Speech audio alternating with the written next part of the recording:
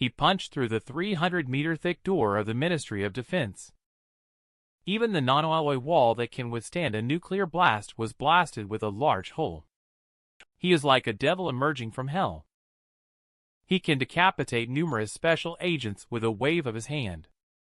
And his eyes gradually became cold, like ice windows that had existed for thousands of years. The young man fought against the entire military force of the country on his own.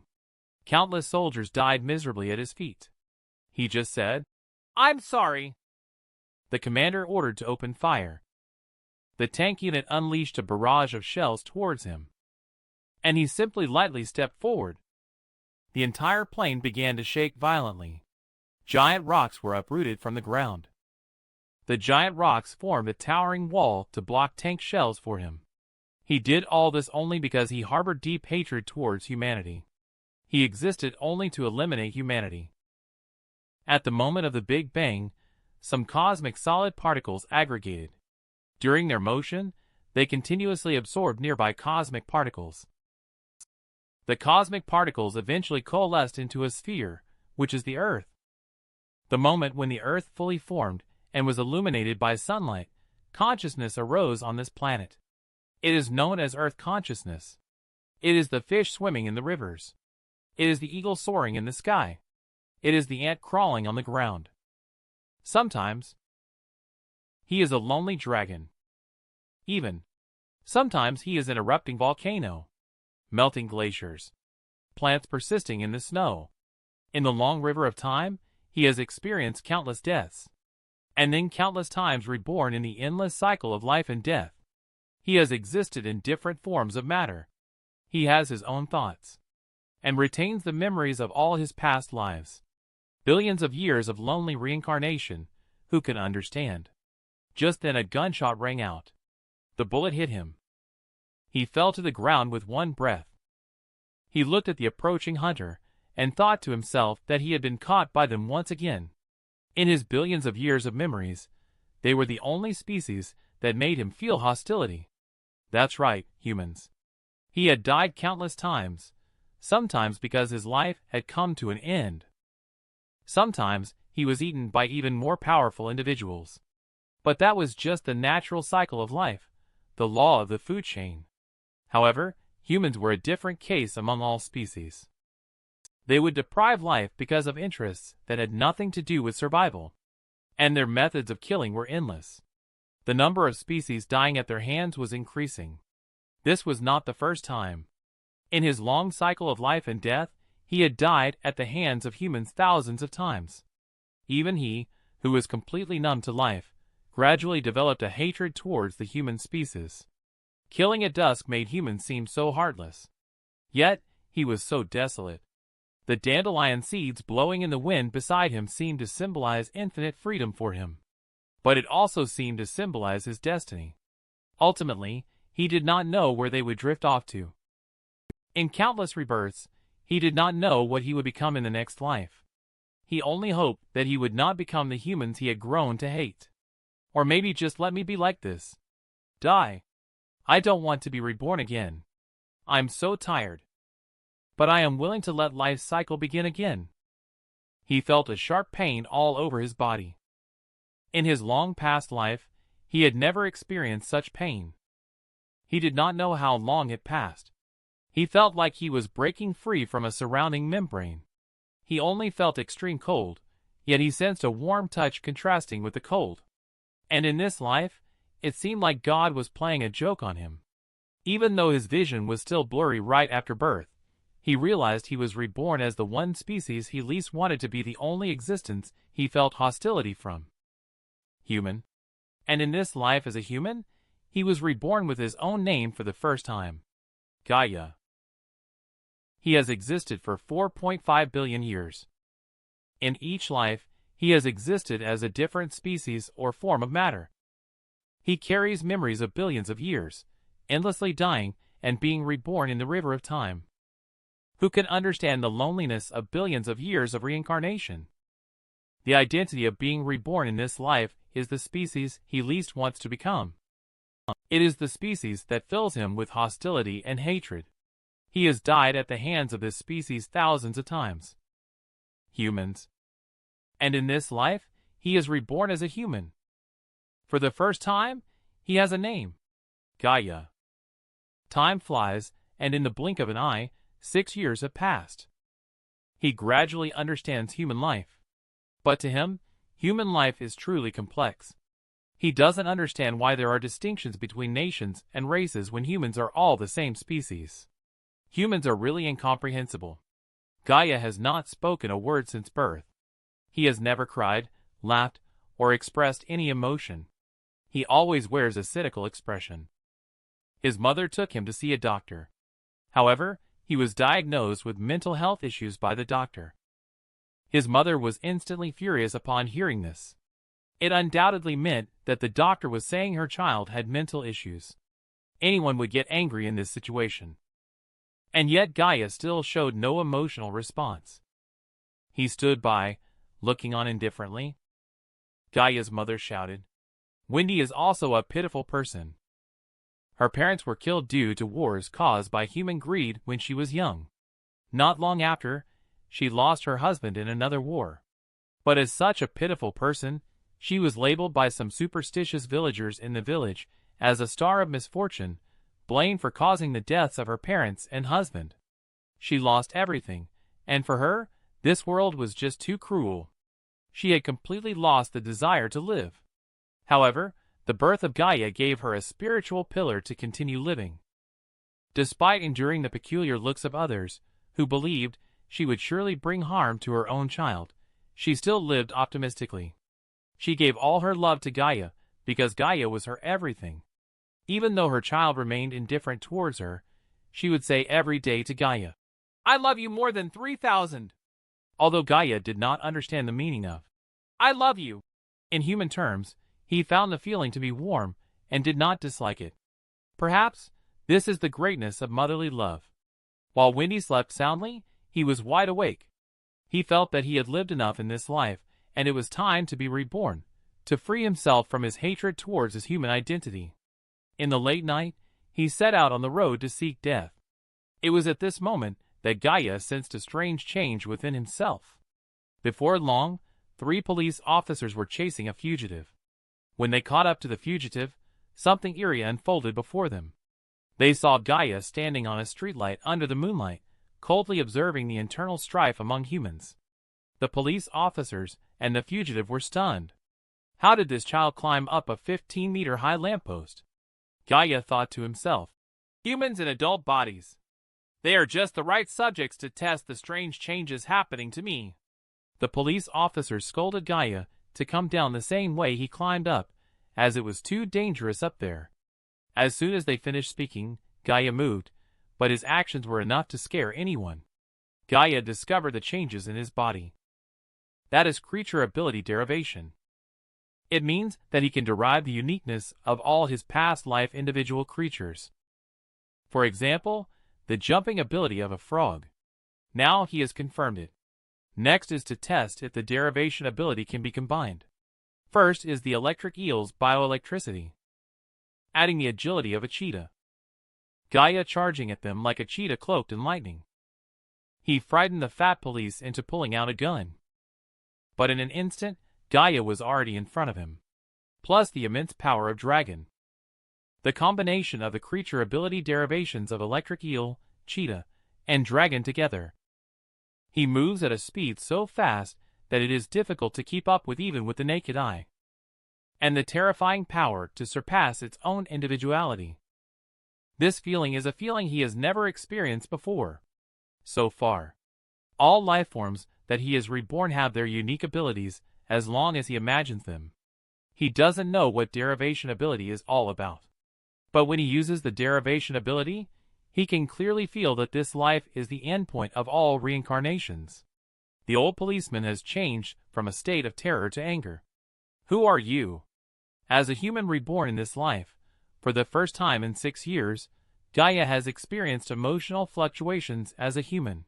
He slowly turned around, revealing a meaningful smile. He is happy.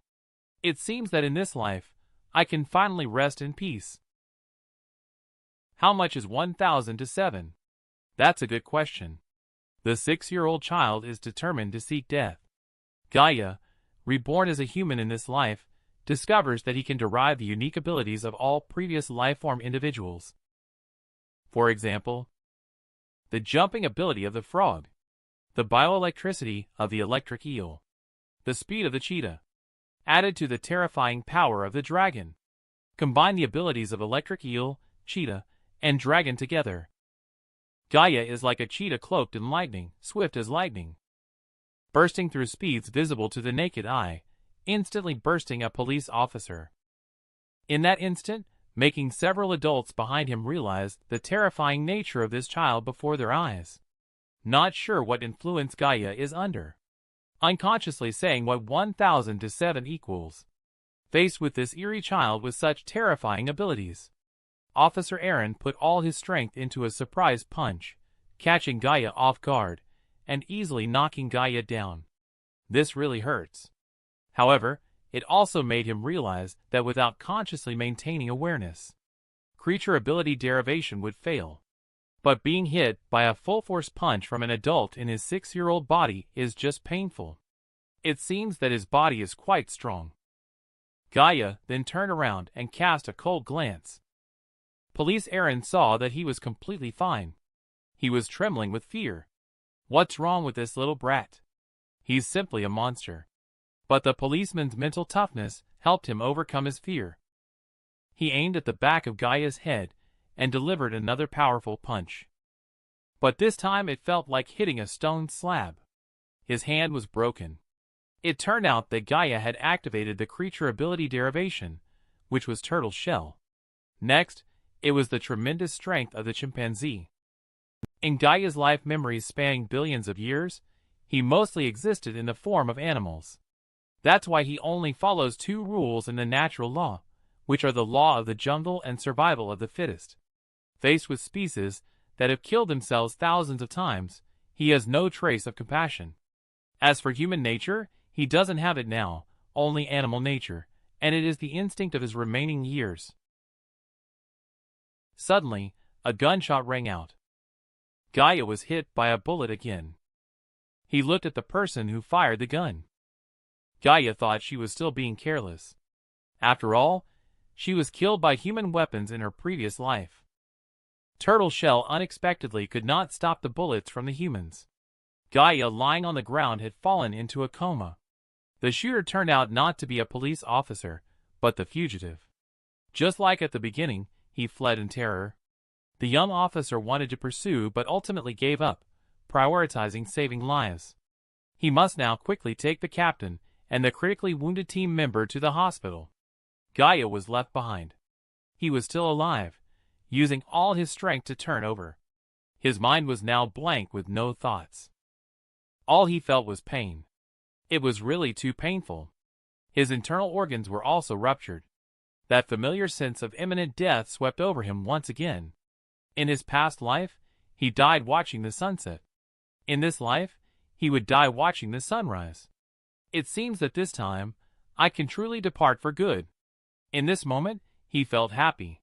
Finally, he could break free from the endless cycle of reincarnation. He gazed at the vast sky, sensing an unprecedented feeling of freedom. Farewell to my short 6-year life. A 6-year-old boy single-mindedly seeking death. Now, he has got his wish fulfilled. In the previous life, he died watching the sunset. In this life, he will die watching the sunrise. However, at this moment, he is very happy because in this life, he can feel it is the final destination of all reincarnations. He can finally break free from endless cycle of life and death. He looks at the boundless sky, feeling an unprecedented sense of freedom. Goodbye. I am only 6 years old in this lifetime. God seemed to be playing a joke on him again. Gaia's body continued to twist and convulse. The gunshot wounds on his body were healing at a visible rate. He suddenly spit out his necrotic organs. It turned out to be the body's survival instinct.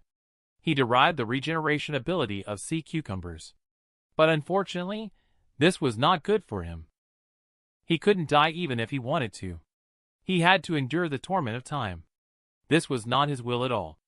He didn't know what the meaning of his existence was. But he watched as this body possessed this incredible ability. He seemed to find it somewhat interesting now. Well, since God won't let me die, then I'll do something for this world. At this point, an extreme idea formed in Gaia's mind. Anyway, that's just how my existence is. But at this moment, Gaia heard someone calling his name. And the source of the voice was his mother, Wendy, shouting Gaia's name like crazy. The old man said, "See, I told you she's an unlucky star from heaven. Now even the child is cursed." Everyone just watched indifferently, showing no intention of helping at all. They all knew. It's a typical reaction for a mother who has lost her child. But still, no one helped. And Gaia heard her mother crying out. He had no reaction. And he had no emotional response as a human being. He turned around and left. The sparrow standing on the scarecrow stared at Gaia, expressing a sense of unhappiness. The next moment, Gaia pounced on the sparrow like a wild cat catching its prey. This is his 1000th reincarnation as a carnivorous animal's instinctive hunting behavior. His ideas are very simple. Although he is not yet an adult, self-reliance seems possible. So he had no reason to stay with her. Do you think his behavior is very heartless and indifferent? But if you think from the perspective of animal instincts, you will understand. For animals, especially wild animals, they will leave their mothers after growing up. One is to avoid competition and allow the mother to better protect herself. Second is to allow the mother to better feed their siblings. So he must leave and fend for himself alone. For example, lions and tigers. In terms of human nature, he is cruel and lacks humanity. But in terms of his animal instincts, he is kind. Wendy, who has lost her loved ones again, knelt on the ground crying loudly. It was Gaia's 4th day of living alone outside, and he was very weak. He didn't take a few more steps in the end. He fell down after a few steps. His whole body was burning up. It seemed like there was a fireball inside him. He started to ponder. Could it be a problem with the food he had eaten? In his understanding, omnivores could eat anything. So, in these 4 days, he eats sparrows, snakes, rabbits, and so on. But he doesn't understand what went wrong. Although he has billions of years of survival experience, he feels a strange sensation in his body. His body is sometimes hot, and sometimes cold. However, if he could die like this, he would have no regrets. This might be a kind of relief for him. It was at this moment that a figure appeared in his blurred vision. Never underestimate the determination of a mother who has lost her child. No matter how much time has passed, even if it's 4 days, or 4 years, or even 40 years, she will never give up. No matter what price she has to pay in the process, she will find you. Gaia, being hugged like this by her, somehow gained a hint of human emotion. Just a moment ago, she felt like she was about to die. Now, she suddenly feels energized. Gaia really wants to eat the food made by this human. But she has been crying all along. It's really annoying. How long does she have to cry? Moreover, Gaia would rather Wendy smile than cry. So for the first time since she was born, Gaia spoke a sentence. It is also in that human language that he does not understand the meaning of. It is the same sentence that Wendy has been smiling and saying to Gaia all along. I love you more than 3,000, but the result is the opposite of what Gaia expects. The woman in front of me not only did not stop, but cried even harder. He was already feeling uncomfortable. He felt even more uncomfortable when she cried like this. Humans are really troublesome. However, this also gave him a different kind of feeling. It's a feeling that he has never experienced in billions of years of life being in her arms. It's so warm. And today's sunset seems especially beautiful. So how long is this woman going to cry for? So annoying, my head hurts. The boy ran away from home. He lived alone in the wilderness for 4 days. Just as he sighed that he could finally die completely, his mother Wendy found him. And it was so warm in her arms, looking at the woman in front of him caring so much for him.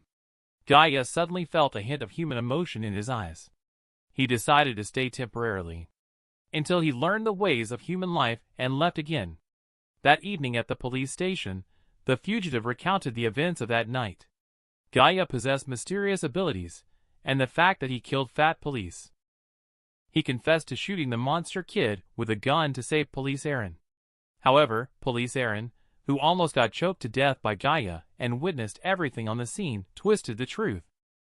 He said the fugitive grabbed the police officer's sidearm and shot Fat Police in an attempt to escape. There was no monster kid involved at all. The fugitive doesn't understand why he said that. He's trying to frame himself. No matter how the fugitive defends himself, everyone believes that what Police Aaron says is the truth. After all, who would believe a fugitive? Police Aaron looks at the fugitive with a sinister expression. He already has a crazy plan in mind. He just wants to quickly close the case and achieve his own performance. Become the next sheriff. Ever since that day, Wendy never lets go of Gaia's hand, afraid that Gaia will get lost again. Gaia was also completely influenced by the woman in front of her. He does not resent anything that Wendy does to him. Gaia is bullied by classmates at school. Wendy threatened them that if they bully Gaia again, she will break their fingers directly. She even scolded the teacher harshly. The neighbor said Gaia has never spoken a word from childhood to adulthood. Maybe there is a problem with her brain. Wendy will rage and argue with them, and let the old lady stop spreading rumors at will. If she has lived long enough, she would die soon. In order to live a better life, Wendy sets up a stall in crowded places every day. However, she has to outwit the urban management officers every time. Gaia does not understand why there are so many unknown social norms in human society. Wendy struggles every day for her child and everything in the world. This may be the inherent weakness of women. Being a mother makes them strong. A mother's cry reveals so much sorrow. Time passed without anyone knowing how long. Gaia gradually became familiar with the human body and way of life. Gaia thought it was time to prepare to leave this woman. But he faced Wendy as she reached out her hand. He looked at Wendy's kind face. Gaia still reached out her own hand to be held by her, although Wendy's hand was warm and rough too. Gaia knew that she was working so hard for herself to live a better life. He hesitated. Gaia at this moment has made a decision that has been lingering by her side all along. He wants to live an ordinary life with the woman in front of him, always guarding Wendy. Suddenly a gust of wind blows by. It blows away the chrysanthemum in Wendy's hair. The chrysanthemum is picked up by a man. This flower-picking man is none other than Police Aaron. Gaia, unaware that danger has set sights on him. Finally found you, monster kid. No one knows what Aaron wants to do. The boy has existed for 4.5 billion years. He has experienced countless cycles of birth and death, reincarnating as different species in each life. In every life, he wishes to completely die. He does not want to be reborn through reincarnation anymore. Who can understand the loneliness of billions of years of reincarnation? But in this life, he was born as a human. He has developed human emotions. He no longer wants to die, because this caring woman has become his mother. He wants to always protect Wendy. For this, Gaia gave up the law of survival of the wild beasts. 6 years have passed. Gaia has grown a lot. She has also gradually become familiar with the survival rules of human society. The development and changes in the neighborhood have been rapid as well. The roads have widened, and the buildings have become taller. He has been quite happy in these years. But whenever he goes home and passes by the factory with its emissions of waste gases and wastewater, he feels a kind of indescribable discomfort in his heart. He doesn't know if this is good or bad. And Wendy got sick. He looked at his mom, who was running a high fever. Gaia regretted it. She regretted not stopping her from eating that thing the day before yesterday. Wendy actually cooked a fish the day before yesterday. Gaia took a bite and instinctively spat it out. After billions of years, as a carnivorous animal, reincarnation made him realize that this fish was problematic. Wendy scolded him. Why aren't you eating? Being picky about expensive food is not good. But Gaia said sternly, I'm not eating. She saw the child not eating the fish she had made herself. She even thought there was something wrong with her cooking skills. She ate all the fish angrily by herself. Stop eating, stop eating. If you don't eat, the one who loses out is you. Since then, Wendy has been running a high fever. Gaia also thoughtfully helped her change the towel to reduce her temperature. Wendy was very relieved. She also told Gaia not to worry, she would be fine. Shortly after, she asked Gaia to hurry up and go to school. Don't be late. But before Gaia left the house, Wendy called out to him. Be careful on the way, son. Gaia, who had left home, did not go to school. Instead, he set up a stall on the street to sell apples. He wanted to earn some money to take Wendy to see a doctor. Suddenly, a man appeared in front of Gaia. He picked up an apple and started eating without asking for the price. Gaia thought that what was meant to happen had happened. Humans, with their different personalities, have established laws and rules to suppress excessive individuality and maintain society. And Gaia violated the most fundamental rule that humans should never violate 6 years ago. That is murder. The person across from you is Police Aaron, who was almost choked to death by Gaia back then, and he is now the sheriff. Sheriff Aaron said, I was planning to arrest you directly before, but later I wanted to see how this monster like you has grown. And asked, why does Gaia want to imitate humans? Then he ordered his team members to arrest him. Gaia still remained silent as before. He slandered Gaia as a spy and said with a sinister look, if you are a spy, then your mother is also a spy. I have already sent someone to capture her. Upon hearing this, Gaia's pupils suddenly dilated. This had touched his bottom line as Gaia showed some emotions.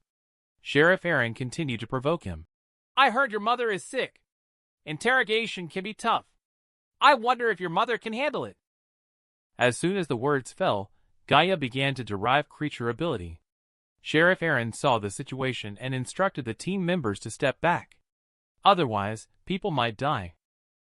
The team members looked stunned, but they did as they were told. Gaia derived the power of the dragon. He used force to break the handcuffs directly. The entire street shattered along with it. Then he derived the ability of a cheetah. He ran home like the wind. Detective Aaron revealed a distant smile of conspiracy. Other police officers were shocked at the sight. What's going on with that kid? Police Aaron said solemnly. Don't you understand yet? That child is not a mere mortal, but a monster. Gaia, running back home, had tears in her eyes. Mother, please make sure you're safe.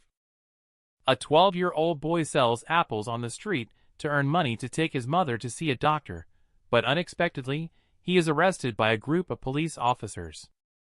The sheriff even slandered his mother as a spy and sent people to capture her. This completely touches on his bottom line. Gaia starts to derive creature ability. The terrifying power of the dragon breaks through the hand. The aftermath of the power directly shatters the road surface. Then he derives the speed of a cheetah. He runs like the wind. He crosses a stream. He jumps over the trees. Using the electrical power of an electric eel, combined with the leaping ability of a kangaroo. He instantly rushes back home. Mom, you must be okay. Before long, Gaia descends like an eagle from the sky. The sound of landing. He attracts the attention of the police. He has just landed. Everyone is curious about where this child came from. The man at the front asks, Are you a child of this family? Gaia nodded without saying anything. It was confirmed that Gaia was also the target of this arrest. The crowd surrounded Gaia with cold faces, wanting to take him away, just as Gaia was about to resist. Wendy, who was sick in the room, heard the commotion and opened the door. She asked what was happening. When she saw a group of strangers gathered around her son, she also heard them say they were going to take Gaia away. Weakly, she tottered out the door and saw the hostile looks in the eyes of these strangers. The thought of protecting her son instantly came to her mind. Suddenly she shouted loudly, "Neighbors! Someone is being kidnapped!" Even though she shouted loudly, she did not receive any response. Then, someone stepped forward and slapped her to make her stop shouting. Gaia saw the moment her mother was being hit. Gaia's eyes became dull. People are called human because they have 7 emotions, 6 desires, 5 senses, and 6 consciousnesses. But once the anger clouds the mind, the rational bowstring will break. So welcome them. It's just a heartless beast. After a burst of wailing, the surrounding area was already littered with corpses. Wendy was shocked to see this scene and stood frozen in place. She looked at her son in the distance and cried, "Gaia!" The beast like Gaia slowly turned around. Seeing his crying mother, he slowly regained his human rationality. Gaia now realized that he had caused trouble again. Suddenly, a jeep drove up and witnessed the scene of corpses scattered everywhere. Sheriff Aaron showed a sinister smile, while his teammates were already scared out of their wits. Turning around, he exclaimed loudly, "See that? I told you he's a monster." Hearing his voice, Gaia thought, "Might as well go along with it." In any case, the meaning of one's existence is always like this. Just as they were about to make a move, the figure of the mother shielded Gaia from behind. The mother shouted, "I'm the one who killed him. If you want to catch someone, catch me. My child has done nothing wrong." The man stood still in a daze. "I didn't expect Wendy to be so weak that she couldn't even swallow food." She stood up as if crazy. Gaia looked at her mother in front of her. Tears flowed from her eyes without her realizing it. He only felt a deep pain in his heart. Really painful. Gaia, in this lifetime as a human, felt this. For the first time in 12 years, he shed tears. He recalled the past with his mother. He asked Wendy why there were fights and quarrels with the neighbors every day. Wendy replied, "To protect my Gaia." This was the first time he truly understood the meaning of protection and the significance of family love. A mother is not afraid of death if it means protecting herself. He became even more certain about his mother's love for him. He watched the woman yelling in front of him. Sheriff Aaron didn't hesitate at all. He loaded his gun without hesitation, aimed at Wendy, and fired. Gaia instantly appeared in front of her mother. The defensibility of the snapping turtle resisted the bullets. This time it was his turn to protect his mother. Sheriff Aaron burst into insane laughter. "See? He is a monster." Then let the teammates shoot at his mother together. His mother is his weakness. Otherwise, they will end up like the teammates in front. They will be killed by monsters. The death will be gruesome. The team members broke out in a cold sweat immediately. Then they raised their guns. They shot wildly at Gaia and her son. In the split second the bullets were fired, Gaia inherited the eyes of an eagle. He caught the flying bullets barehanded and blocked them. Next step is to increase defense. He combines the abilities of snapping turtle, armadillo, and scaly-horned gastropod snail. He uses his body to block the bullets coming towards him. He is protecting his mother behind him. After firing a round of bullets, they looked on in horror at the scene. The boy in front only has superficial wounds. Wendy looks at Gaia standing in front of her. She looks at his injured body. She can no longer bear to see her child hurt. But they quickly recovered and prepared for another round of shooting. Just as Gaia was preparing to face the second attack, a figure stood in front of Gaia. "Yes, mother." Wendy hugged Gaia tightly. "It's such a pity. My dear Gaia, your mother can no longer be with you." The bullet mercilessly shot into Wendy's body. Before Gaia could react, Wendy had already fallen to the ground. Gaia, looking at Wendy who had fallen to the ground, spoke for the first time, saying, "Mom." Listening to the sound of Gaia calling out, "Mom," Wendy smiled with the last of her strength, trying to touch Gaia's face with her hand. The warm sensation of the touch reached Gaia's skin. just like how a mother soothes her child to sleep every day. Wipe away Gaia's tears. Son, don't cry. You must live well. He doesn't know why God is playing tricks on him like this. Why let this warm woman come into his life? And why cruelly take away his beloved one? Gaia realized that she could never coexist with humans in the end. He looked at Wendy's body. This time, he was thoroughly enraged. The idea of eradicating humans took root firmly in his mind. He clenched his fists. A 12-year-old boy witnessed his mother die while protecting him. Before she died, his mother entrusted Gaia to stay alive at all costs. Looking at his mother's body, he became completely enraged. It was at this moment that the firm idea of eradicating humankind arose in him. And why is this man so persistent about Gaia? Although there can be many reasons. But the simplest reason actually is arrogance. Humans think they understand everything in the world, and they feel complacent because of it. However, when facing the existence that they cannot understand, humans often feel fear. Therefore, the way to eliminate fear is to eradicate the monster Gaia. Gaia derived the regenerative ability of sea cucumbers to repair wounds. Tears covered the entire face. He glanced at his mother, and then walked away. He was not deserting the battle. But he didn't want any more filthy humans to die beside his mother. Sheriff Aaron saw Gaia trying to escape. He shouted to his teammates to quickly drive and chase after her. The monster kid must be getting weaker. They couldn't let him go. If they didn't catch him now, they wouldn't be able to later. And so, they drove after Gaia to a chrysanthemum field. Upon reaching this place, Gaia remembered the happy moments with his mother. However, that scene would never happen again. Gradually, Gaia slowed down and stopped in place, waiting for their arrival. Seeing Gaia stop, they thought he was tired and couldn't run anymore. Sheriff Aaron got out of the car, went crazy, and exclaimed, "Keep running! Try running one more time for me! You monster!" Little did they know that this was the burial site Gaia had chosen for them. Gaia covered his face, wiped away tears, and kept apologizing, saying, "I'm sorry. I'm sorry." He is apologizing for the people he killed before, and the people he killed today. They must all have mothers. They are all loved and they love someone. To those of you who are going to be killed now, I'm really sorry. As soon as these words came out, they felt a sudden fear. Without realizing it, they all took a step back. But Sheriff Aaron just smiled. "I didn't expect you, this monster, to still be so arrogant." Gaia ignored him and continued speaking. "Although I have made mistakes as well, you have done the same. For the sake of their hobbies, they endlessly kill, deprive other creatures of their lives, create wars to vie for territory, and destroy countless families. They damage the environment for their own benefit. In your eyes, human life is priceless and noble, while other lives can be measured in money.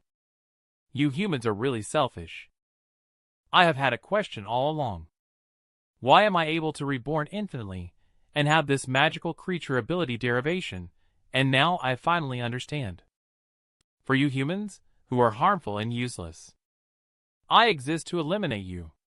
Gaia has inherited the ability of the peregrine falcon, soaring through the sky, diving like a shooting star. No one can see his movements clearly. The huge impact left them no chance to fight back. The car was also overturned to the side. The others all died instantly. Only Sheriff Aaron was still alive. I was right after all? You monster must die. You are a threat to the existence of humanity. Monsters like you should not exist in this world. Gaia looked at him coldly. "Yes, that's right. You should kill me. But I just want to live a peaceful life with my mother. But it's because of your failure. And you have awakened a dormant wild beast. So the cost is all the people in the world. Not a single human being will be left." After dealing with him, Gaia held her mother's cold body. She wandered aimlessly in the dim moonlight for a long time. I don't know if he was tired or if it was an illusion. He vaguely heard his mother say that sentence countless times. "Gaia's mom loves you." And this time Gaia replied, "Mom, I love you too." On the day before Mother's Day, the boy lost hope of living on. He held his mother's cold body and walked aimlessly for a long time in the dim moonlight. In the decades spent with his mother, it was the most beautiful time in his life of billions of years. He received a love and happiness that he had never felt before. His mother had become his everything. However, the once beautiful scenes would never happen again. Humans feared his power. Ruthlessness took away his only love. In his countless reincarnations spanning billions of years, he has never experienced such pain. He has thought about ending his life to accompany his mother in departure. But every time he thought about dying, he would always remember everything about his mother, and the words his mother urged him with before she passed away. "Gaia, you must keep on living." He didn't know what his purpose was before, but he understands it now. It is to eliminate humanity. I don't know how long has passed. Gaia, who was wandering, only stopped when she reached a cold, snowy field, because he saw a chicken, just as he was thinking about filling his stomach. But that chicken was shot dead by a hunter. At that moment, the hunter also noticed Gaia. He saw a thinly dressed boy. Hunter asked, "Where are you from? Never seen such a fat chicken, huh?" Gaia didn't reply, just murmured, "Is it worth boasting about killing a chicken? Disgusting humans." Just as Gaia was about to make a move, Hunter asked, "Where are your parents?" This simple sentence deeply pierced Gaia's heart. Gaia choked and said, "Dead." His response left Hunter speechless for a moment. Suddenly, Gaia felt a warm sensation enveloping her whole body. It turns out that Hunter put his own heavy cotton coat on Gaia. The silly boy felt cold. You can't walk around outside in short sleeves in the dead of winter. You'll catch a cold. He took Gaia home while saying this. This sudden warmth left Gaia at a loss. For the first time, someone cared about him besides his mother. This warm feeling gave him a strange sense of familiarity. Not long after, the two of them arrived in front of a house. Hunter waved to signal his mother that he had returned. Lunch was a wild chicken that was just hunted.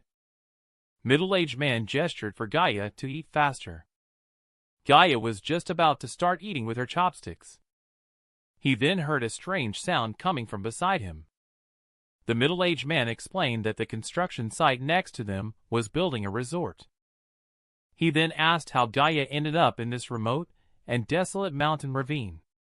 Gaia said she didn't know either. She just walked and ended up here. He looked at the poor child in front of him. He asked Gaia to come with him to the city tomorrow, to see if they could arrange for you to go to school to study. Gaia looked at him, but did not respond, only focused on eating. He tapped Gaia's head. Such a close gesture warmed Gaia's heart. Gaia couldn't fall asleep late at night for a long time, because he had not felt this warmth for a long time. Also, the snoring of the middle-aged man and the old lady was really loud. The next morning, the middle-aged man put his clothes on Gaia and kindly rolled up his pants cuffs. Although Gaia's clothes didn't fit, it still made him feel extra warm. Later, the two of them bid farewell to the old lady.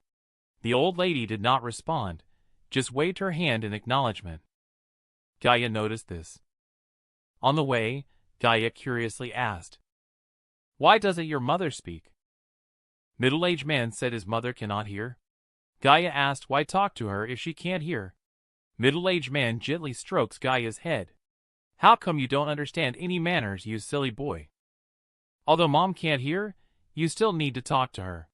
This is the minimum respect for her. As long as you can express your feelings, that's all that matters." Mother's lack of response is also a silent form of love. You will understand it when you grow up. Suddenly, it started pouring rain at this moment. Luckily, the two of them found a cave to take shelter from the rain.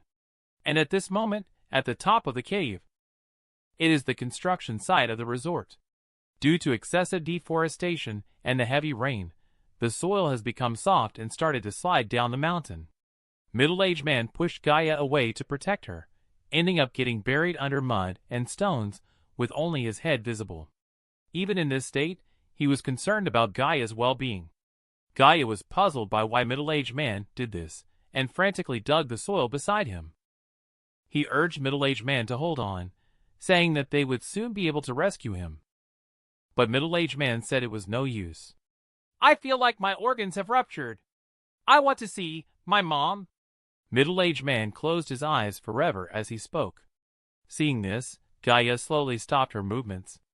Gaia stood in place, feeling reminiscent of her own mother. He didn't understand why the people who were good to him all died. He looked up at the sky and found the answer in his heart. It turned out they were building a resort up there. Humans, such disgusting beings, he thought to himself. The 12-year-old boy has gone completely crazy. He wants to kill all humans. Just because humans, afraid of their own power, mercilessly took away his mother. And it was because humans built resorts, abusing the land, causing the death of the middle-aged man who loved nature. Gaia carried the body of the middle-aged man in the rain on the way back home. He wanted to fulfill the middle-aged man's last wish to take him to see his mother. This scene reminded him of his deceased mother again. When he looked up, he found someone waiting for him. It's middle-aged man's mom. Gaia lowered her head and swallowed hard, unable to meet her eyes.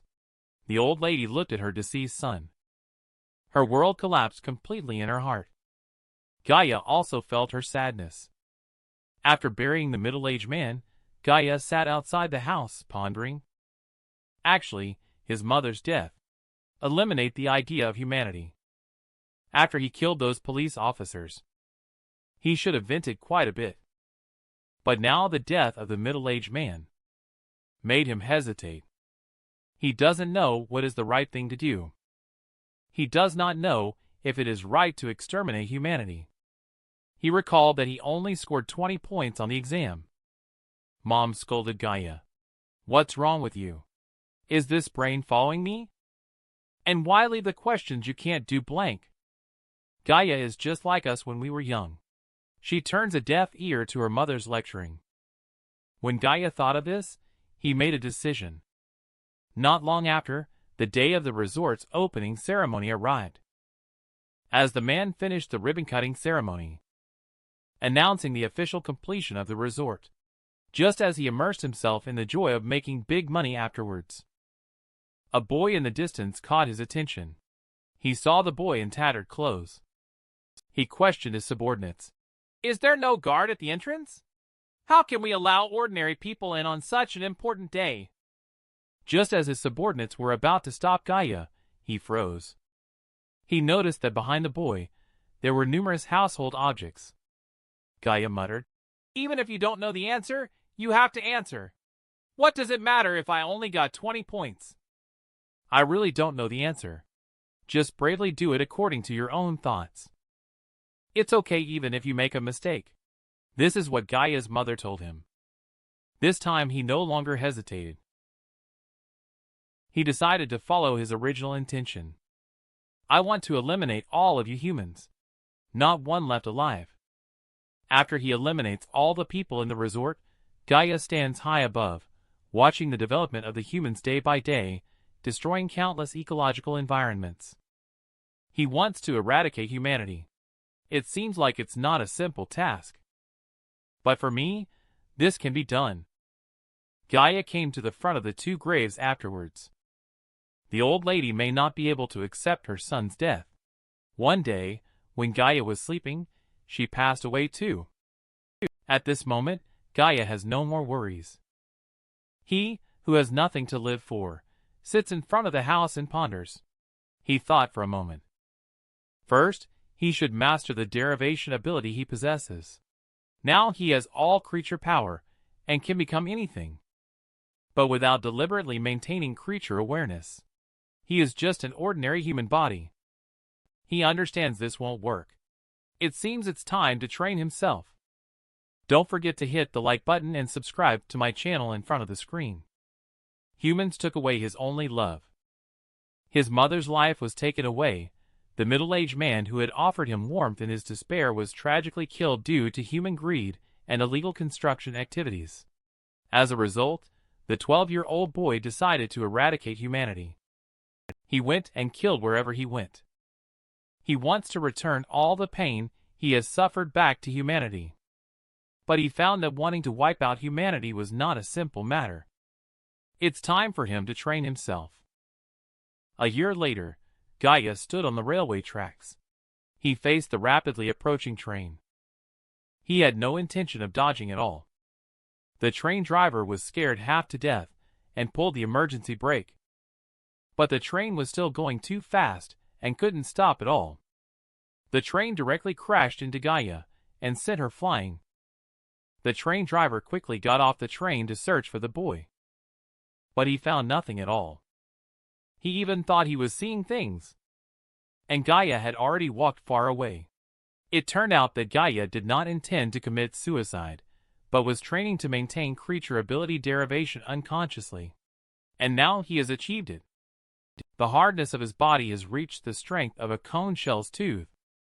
1 year has passed. Gaia, who wanders, has merged with the animals in the forest. He has learned to communicate with animals. Not through talking, but through telepathy. More accurately, it's called the sixth sense. It's easier than he imagined. Because these individual lives are all once reborn through reincarnation. He can predict all their body movements. 5 years have passed. Gaia is constantly enhancing her own power. His body is also gradually growing into adulthood. The body has already reached its peak. He can achieve immortality by enhancing it with the lifespan of a turtle. And his appearance is increasingly resembling his mother Wendy. Another 10 years passed. Gaia's ability awakened once again. He placed his hands on the ground, feeling everything. Slowly realizing that he could feel it all. The soil, the water, even the plants. To be precise, having everything that life form possesses. He can even sense the energy of the entire earth. He feels it. Amidst the constant development of humanity. The earth is getting sick from the countless destruction of ecosystems by humans. The earth is slowly dying. In another 30 years, 59-year-old Gaia. He has mastered all abilities. With one punch, he can easily punch through a mountain range. In the subsequent time, he attempted to combine creature ability derivation with the aura energy of nature. By doing so, he innovated new abilities, like the force of nature. In other words, Gaia can now manipulate everything on Earth. In that case, it means that everything is about to come to an end.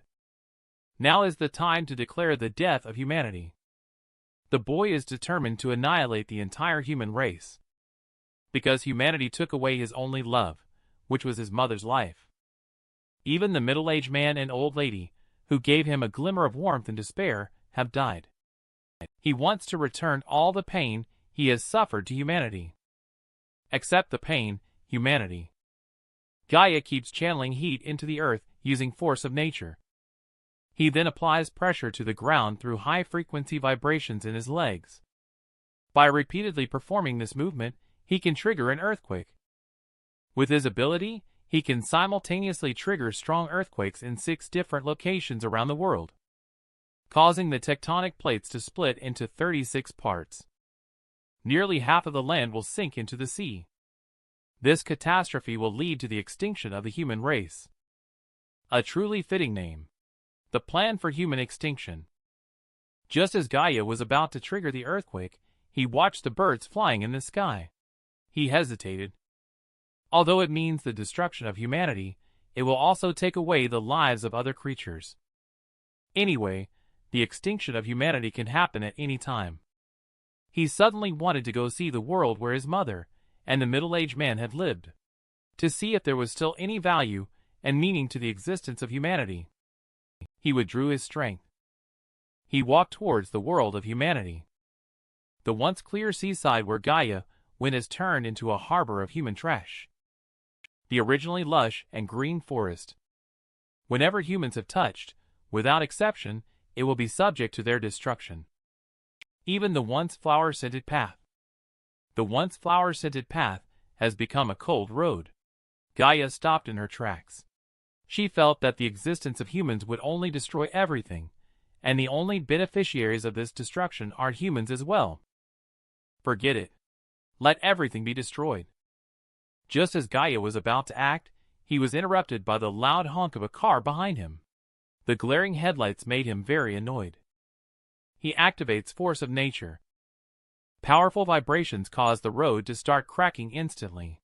The woman in the car noticed Gaia and abruptly turned the steering wheel. A huge rock on the mountain was shaken loose. After Gaia saw the people in the car, he was stunned for a moment. Because he was in the car, he saw a face he had missed for a long time. She really looked so much like her. She is Mom. Just as the giant rock was about to hit the car, Gaia rushed up in one giant leap. He directly shattered the giant rock. The woman in the car was shaking with fear. She slowly opened her eyes when she heard no movement. But she saw a boy looking at her strangely. He was scared by Gaia's actions. At the same time, a rock fell from the mountain, directly hitting Gaia on the back of her head. Gaia only feels very painful. The woman hurriedly stepped on the brake. Gaia was thrown several meters away. Gaia couldn't understand. Obviously, even in an unconscious state, she could maintain the hardness of her body by maintaining creature ability derivation. But why did she still get hurt herself? He saw the panicked woman in front of him, and her concerned look. He only then realized it was this woman that made him lose focus for a moment. He slowly closed his eyes. The long-lost feeling of death emerged once again. He didn't know how much time had passed. When he opened his eyes, he saw two unfamiliar women. He found himself in the hospital. He suddenly sat up, but was warned by the nurse not to make sudden movements. You just had brain surgery. Otherwise, it will be very painful. The nurse then asked him, "What is your name?" But he couldn't remember anything at that moment, until he saw the woman next to him. A fuzzy figure appeared in his mind. He slowly uttered, "My name is Gaia." A 35-year-old leftover woman surprisingly adopted a 4.5 billion-year-old son. Not long ago, Gaia made the decision to eradicate humanity. But because of a fateful encounter, let him see a long-missed face. The woman has the same face as her mother. But fate just likes to play tricks on people. A large stone hit his head. Let him lose all memories except his name. Even that gentle woman just flashed vaguely in his mind. The attending doctor diagnosed Gaia with amnesia. He has no fixed address and his identity is unknown. He is also a person who has lost his memory. The doctor looks at the woman next to him. Zoe rolled her eyes helplessly.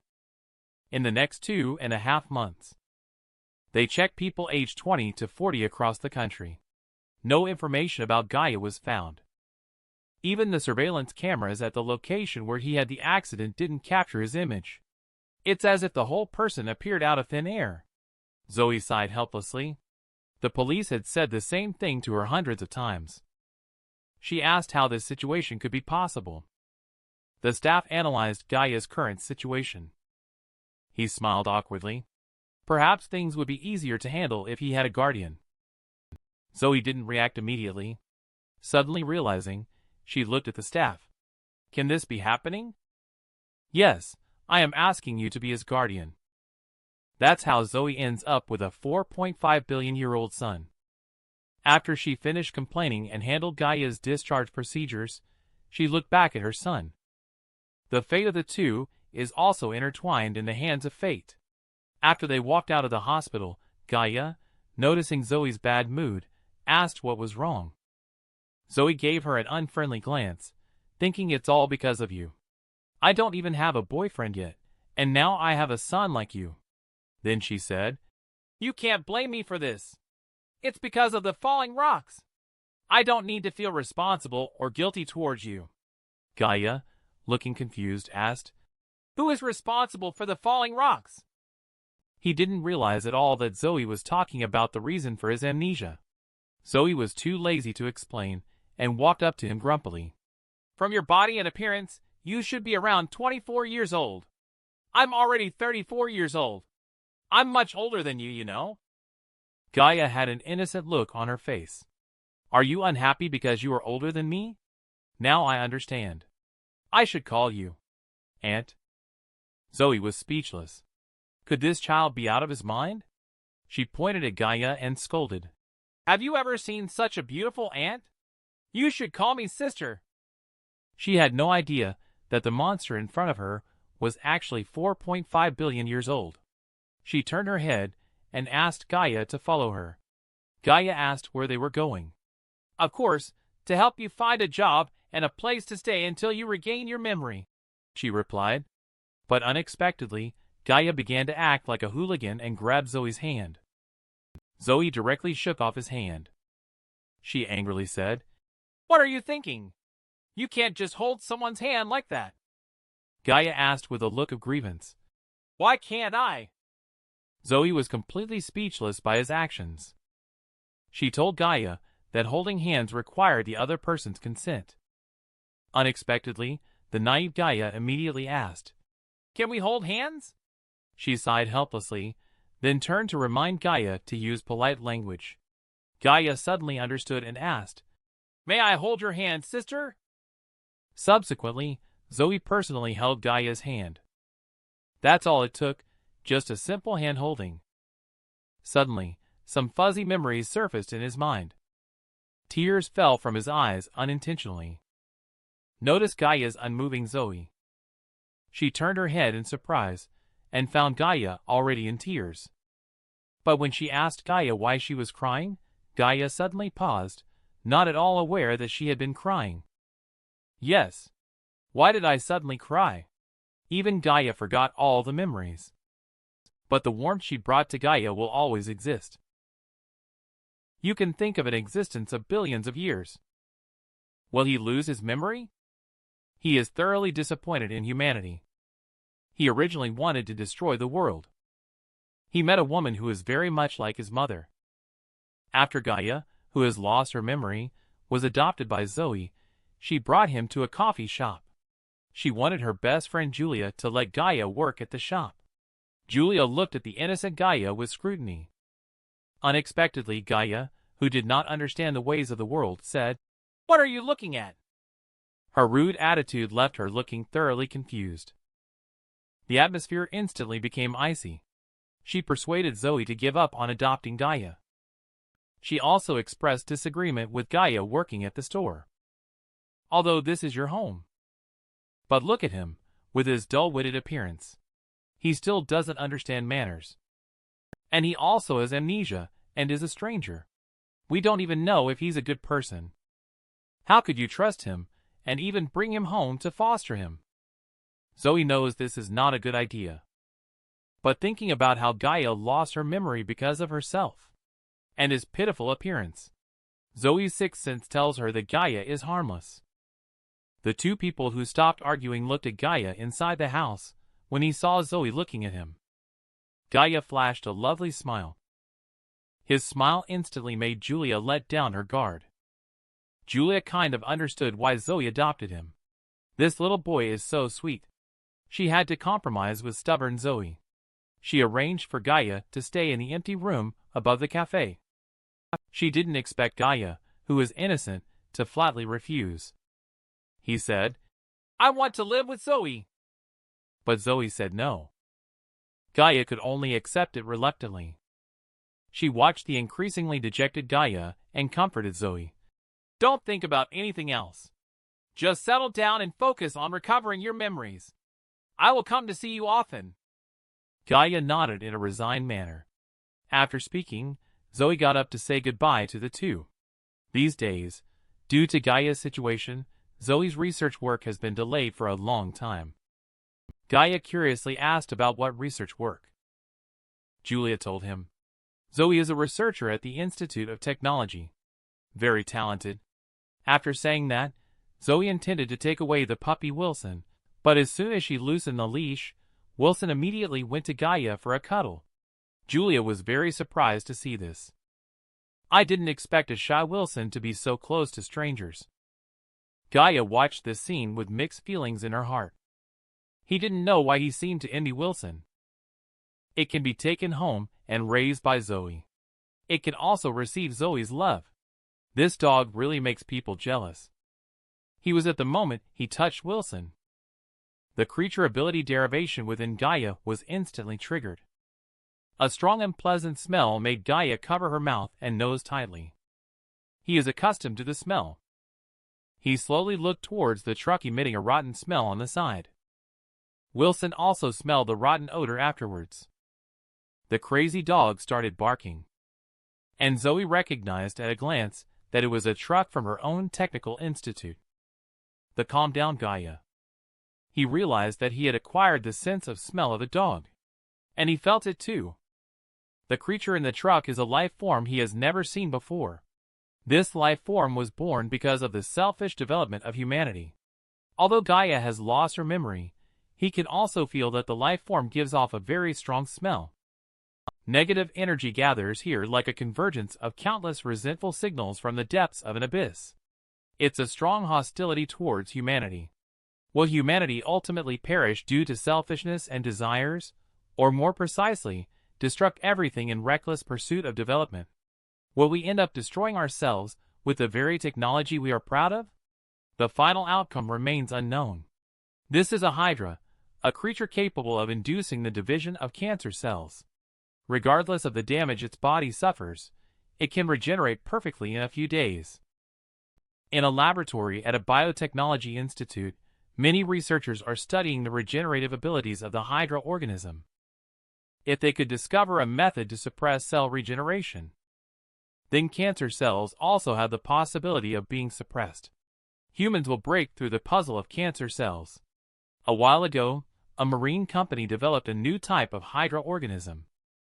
And this is exactly the unease that Gaia previously sensed. This being that does not naturally exist on Earth has been created by humans. It has been named Steer, meaning leader. Earth is a perfect planet. All organisms derive from single cells. As time passes, a variety of organisms slowly evolve. From the birth of life on Earth, animals then acquire the instinct for survival. They do not need to learn to acquire it. It is an innate ability. All beings on Earth are cycling between life and death. This cycle maintains the perfect balance of the Earth. However, this flawless planet is being compromised by human overdevelopment. The destruction of the ozone layer has led to global warming. Glaciers are starting to melt, and green vegetation is growing. The oceans have also become a garbage dump for humanity. All that humans do is gradually destroying the balance of this perfect planet. Go back to the coffee shop over there. Gaia reluctantly went to work, because he wants to go to church with Zoe. But Julia prohibited Gaia from going anywhere during working hours. She also threatened him that he would sleep on the street tonight if he dared to wander around. She said, "I also believe in Buddhism. I even know Shaolin Kung Fu." Zoe casually asked, "Did Gaia have any religious beliefs before you lost your memory?" Julia saw him looking confused. She asked him if he was an atheist, meaning someone who does not believe in gods. Unexpectedly, Gaia immediately denied it. He believes that in such a perfect world, it is impossible for there to be no gods. If there were no gods, this world would be too bizarre. Even if he lost his memory. But Gaia, who has lived on Earth for billions of years, he is 100% certain. Such a perfect world. Earth will not stand by and watch the balance be destroyed. No matter if it's a typhoon, hurricane, earthquake, or tsunami. It has countless natural means at its disposal, just like the human body's innate ability to protect itself from harm. If these are not enough, then the Earth will create a necessary existence to maintain a balanced and harmonious existence. This kind of existence is endowed with the instinct to exist in order to eliminate humanity. But no one knows that there are two existences on Earth with the same goal. One existence is being imprisoned by humanity. Another existence temporarily lost its memory and forgot its purpose. No matter in what kind of posture the two existences are in, but they are destined to meet. What will be their final outcome? It is still unknown now. It's time to hit the like button and subscribe to the channel again, everyone, don't forget. Now, get ready with your popcorn and beer. Let's continue to see what the next story holds. Gaia, who lost her memory, was arranged by Zoe to work at her best friend Julia's coffee shop. And the waking Gaia still looked confused. She was then scolded by Julia. "You didn't clean up such a dirty warehouse before going to sleep." Gaia was forced to tidy up the warehouse with Julia. He found that the boxes were full of books, and the mysterious world of animals among them piqued his curiosity. Julia said you can take a look when you're bored. Because customers often come into the store to read without making a purchase, that's why she took down the books. It's almost time to start working. Julia is giving Gaia new employee onboarding training.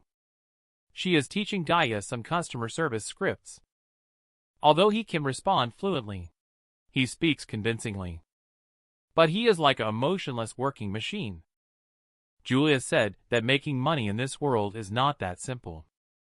Even if you are very handsome, can you be more handsome than the audience in front of the screen? If you want your guests to experience 100 points of service, you have to smile. The moment the words fell, the first group of guests arrived today. They are two pretty college students. Gaia immediately revealed a smile that could charm thousands of girls. The two young women were instantly conquered by the damn cute temperament. What's wrong with this kid? How dare he flirt with customers? The time has come to evening. Zoe, who is running for exercise, passes by the coffee shop. She finds that the shop is already full of customers, most of whom are girls. They are looking at Gaia with an adoring expression on their faces. Gaia also responds to all the girls with a smile. They are completely conquered by Gaia's looks. Zoe never thought his charm was so great. Julia looked at the day's sales at night, and they actually broke the record. She happily exclaimed, knowing that she had hit the jackpot. She also wanted to change the storefront sign to Gaia's smile, but Gaia, who had no concept of money, was indifferent. He kept massaging his sore apple muscles. Zoe was also happy for them, and decided to have a drink with Julia tonight to celebrate. But Julia said she had a blind date and couldn't go. Zoe could only sigh and give up. But Gaia said she had nothing to do. Could she make an appointment with me? He looked expectantly at Zoe. The atmosphere suddenly became quiet. Shortly afterwards, the two of them arrived at a bar. Zoe didn't mince words. Filled his glass directly. And Gaia is also being introduced to beer for the first time. He took a big gulp. Immediately, Gaia's face showed a look of discomfort. Why does this thing taste so bad? But Zoe just finished it in one gulp, and exclaimed that she was alive again. So exhilarating. Gaia couldn't figure out why this stuff tasted good. Zoe didn't know how to respond. Maybe it's just for getting drunk. Gaia curiously asked what's the point of getting drunk. Zoe expressed that reality is very unfair and cruel. Many people choose to drink and get drunk to temporarily forget their troubles caused by various unpleasantness in life. Gaia is troubled by amnesia. After listening to Zoe's words, she was greatly inspired. He looked at the beer in his hand, itching to drink it. After that, the two drunk people had a blast on the street.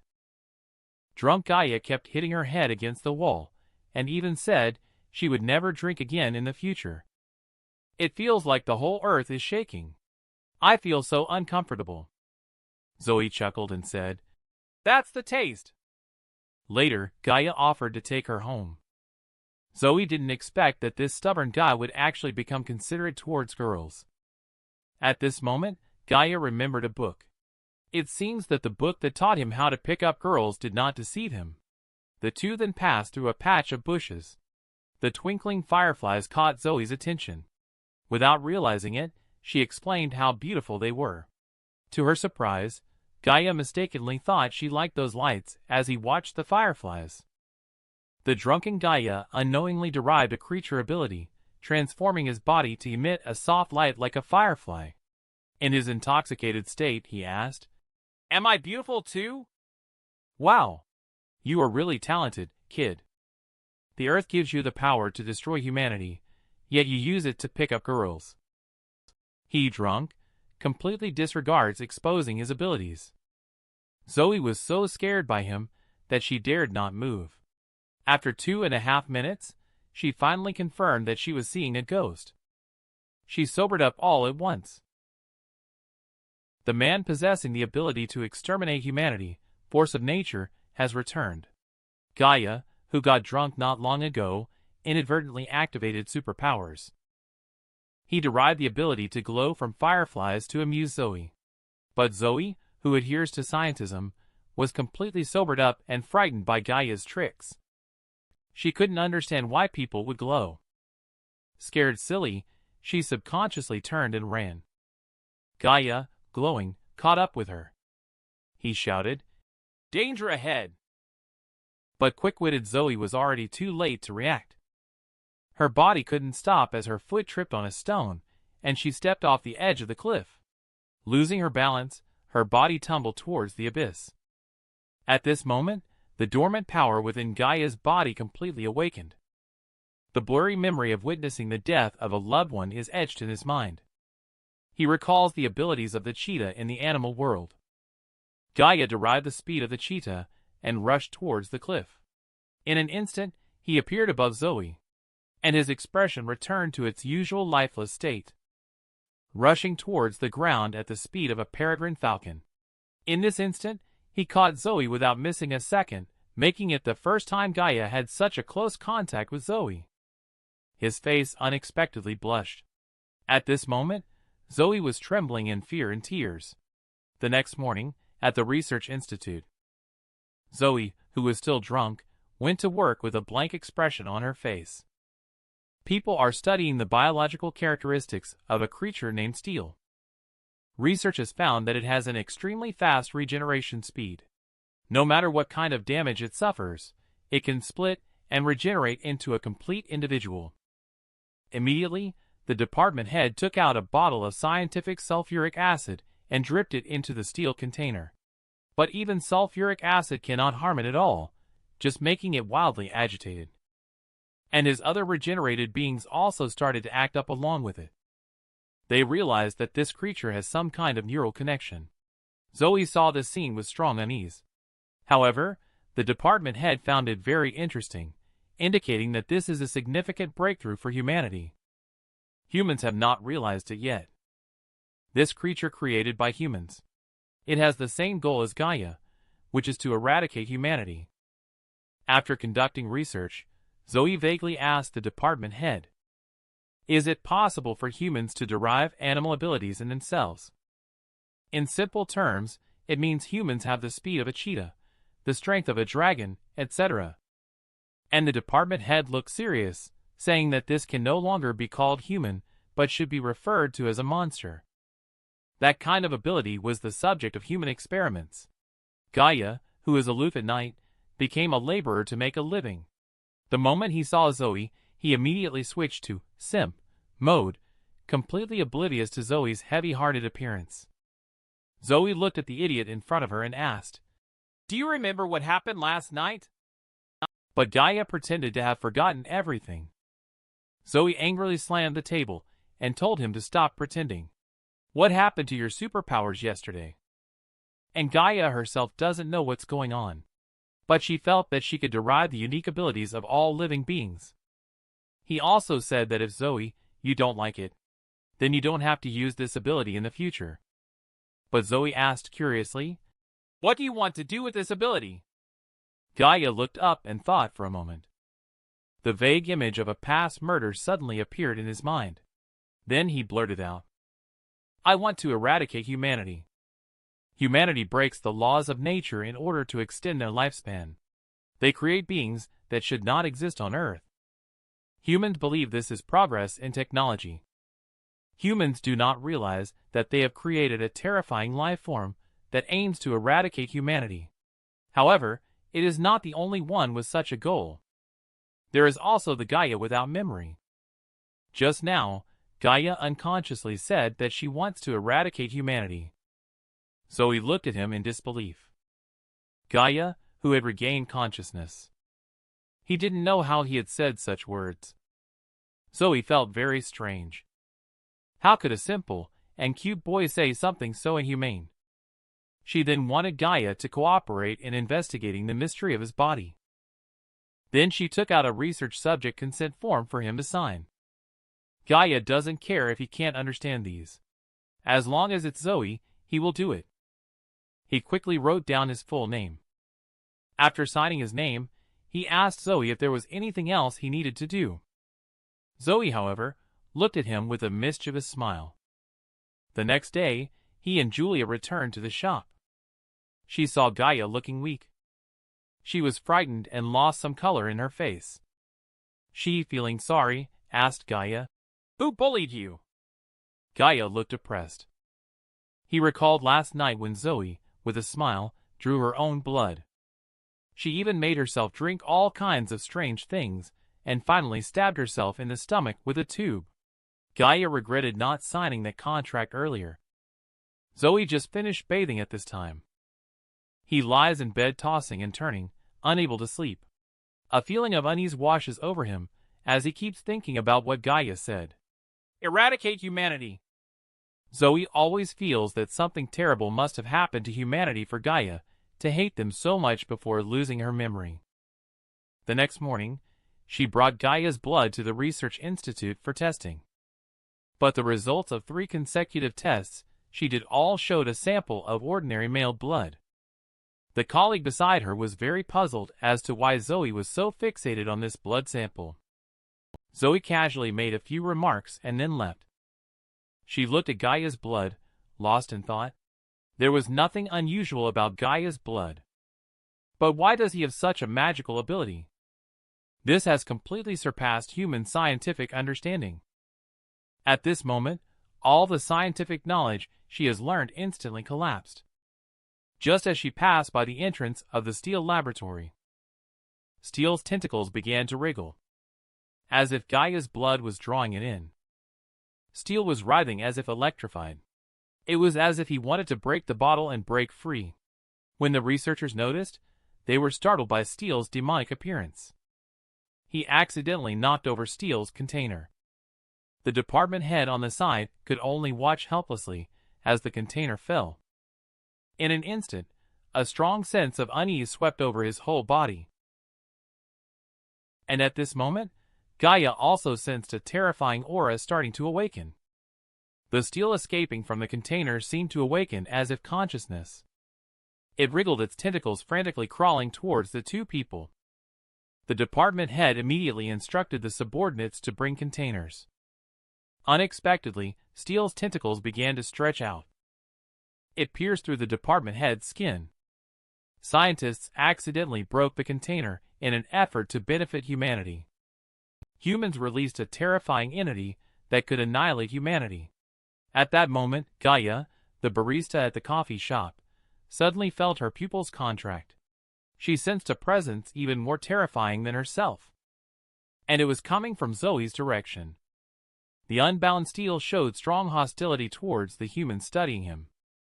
Department head Anthony quickly told his subordinates to bring a new container. Little did he know that danger was slowly approaching him. Suddenly, he felt a sharp pain, only to see Steel's elongated tentacles biting into his finger. Just as department head Anthony watched in horror at Steel. It was strange that it retracted its tentacles and discharged a strange black liquid from its body. Its body gradually shrunk until there was no sign of life, and it died completely. Department head Anthony quickly looked at the split entity Steel next to him, whose split entity shared a set of nervous system with him. Normally, when the original entity dies, the split entity should also die. But they are completely fine. Department head Anthony feels that things are not that simple. A sudden intense pain swept through his arm. His fingers twitched uncontrollably. It turns out that Steel's nerve cells are gradually attacking his body. The intense pain made department head Anthony continuously scream in agony. Zoe, who heard the commotion outside the door, rushed into the laboratory. She saw department head Anthony foaming at the mouth. Zoe was about to call an ambulance.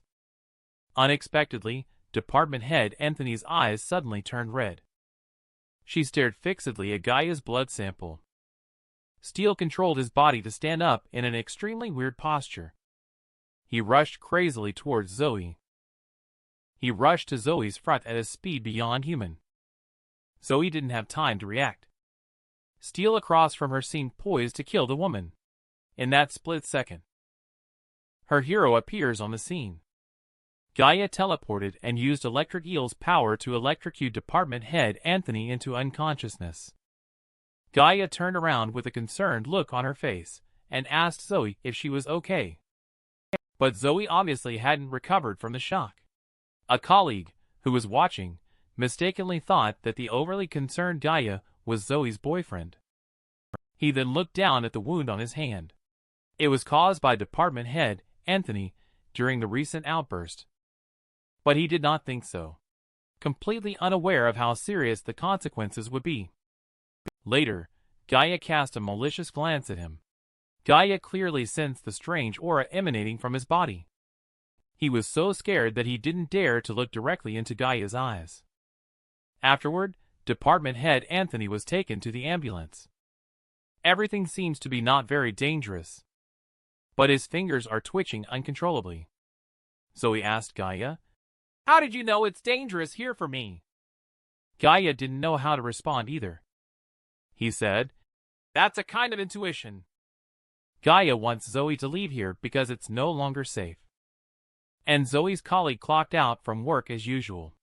His hand also started twitching uncontrollably. The man was bitten by the creature Steele that he had created. He seemed to want to tear the woman in front of him to shreds like a zombie. In a critical moment, her hero has arrived. Gaia appears instantly and delivers a powerful blow with bare fist. Pressed department head Anthony to the ground and stun him with electricity. Afterwards, Gaia asked Zoe to leave this place. It's no longer safe here. He reached out to grab Zoe's hand, wanting to forcibly take her away from the research institute. Zoe pulled his hand away angrily and asked, "What's going on? What danger is there?" At this moment, Gaia didn't know how to respond either.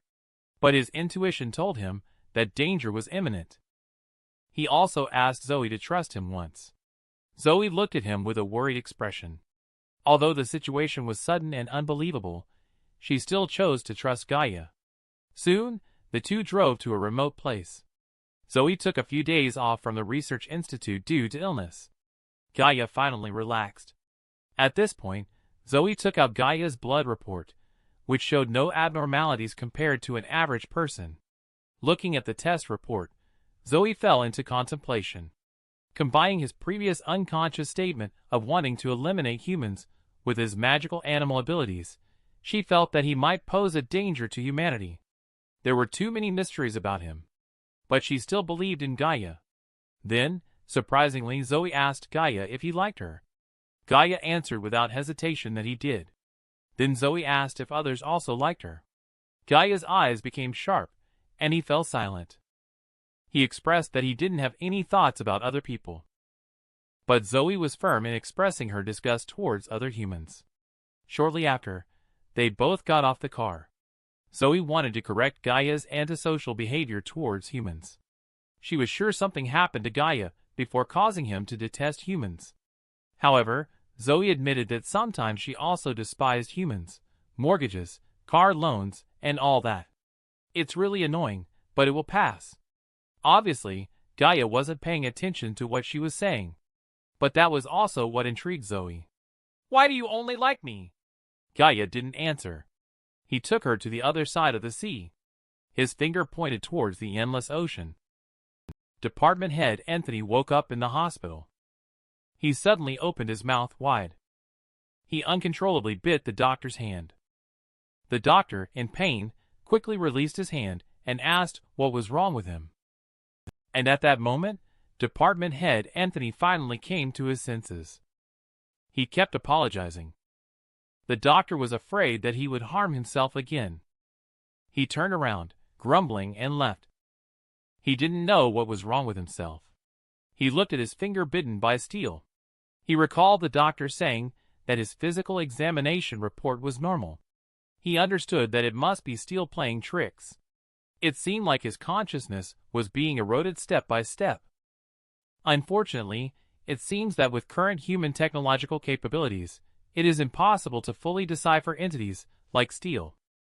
And within the research institute, Leon, who was scratched by department head Anthony, is dozing off. A mosquito flies towards his side. It greedily sucks his blood. The mosquito, now full of blood, satisfied, flies away. And this mosquito receives a certain signal of consciousness. That is Steele's consciousness. Exterminate humanity. This is a mosquito carrying a virus similar to the zombie virus. Under its bite, the virus can spread between people. The number of infected individuals has reached 289. And this number is still rising. And the source of all this virus is a biological entity named Steele. It parasitizes its creator.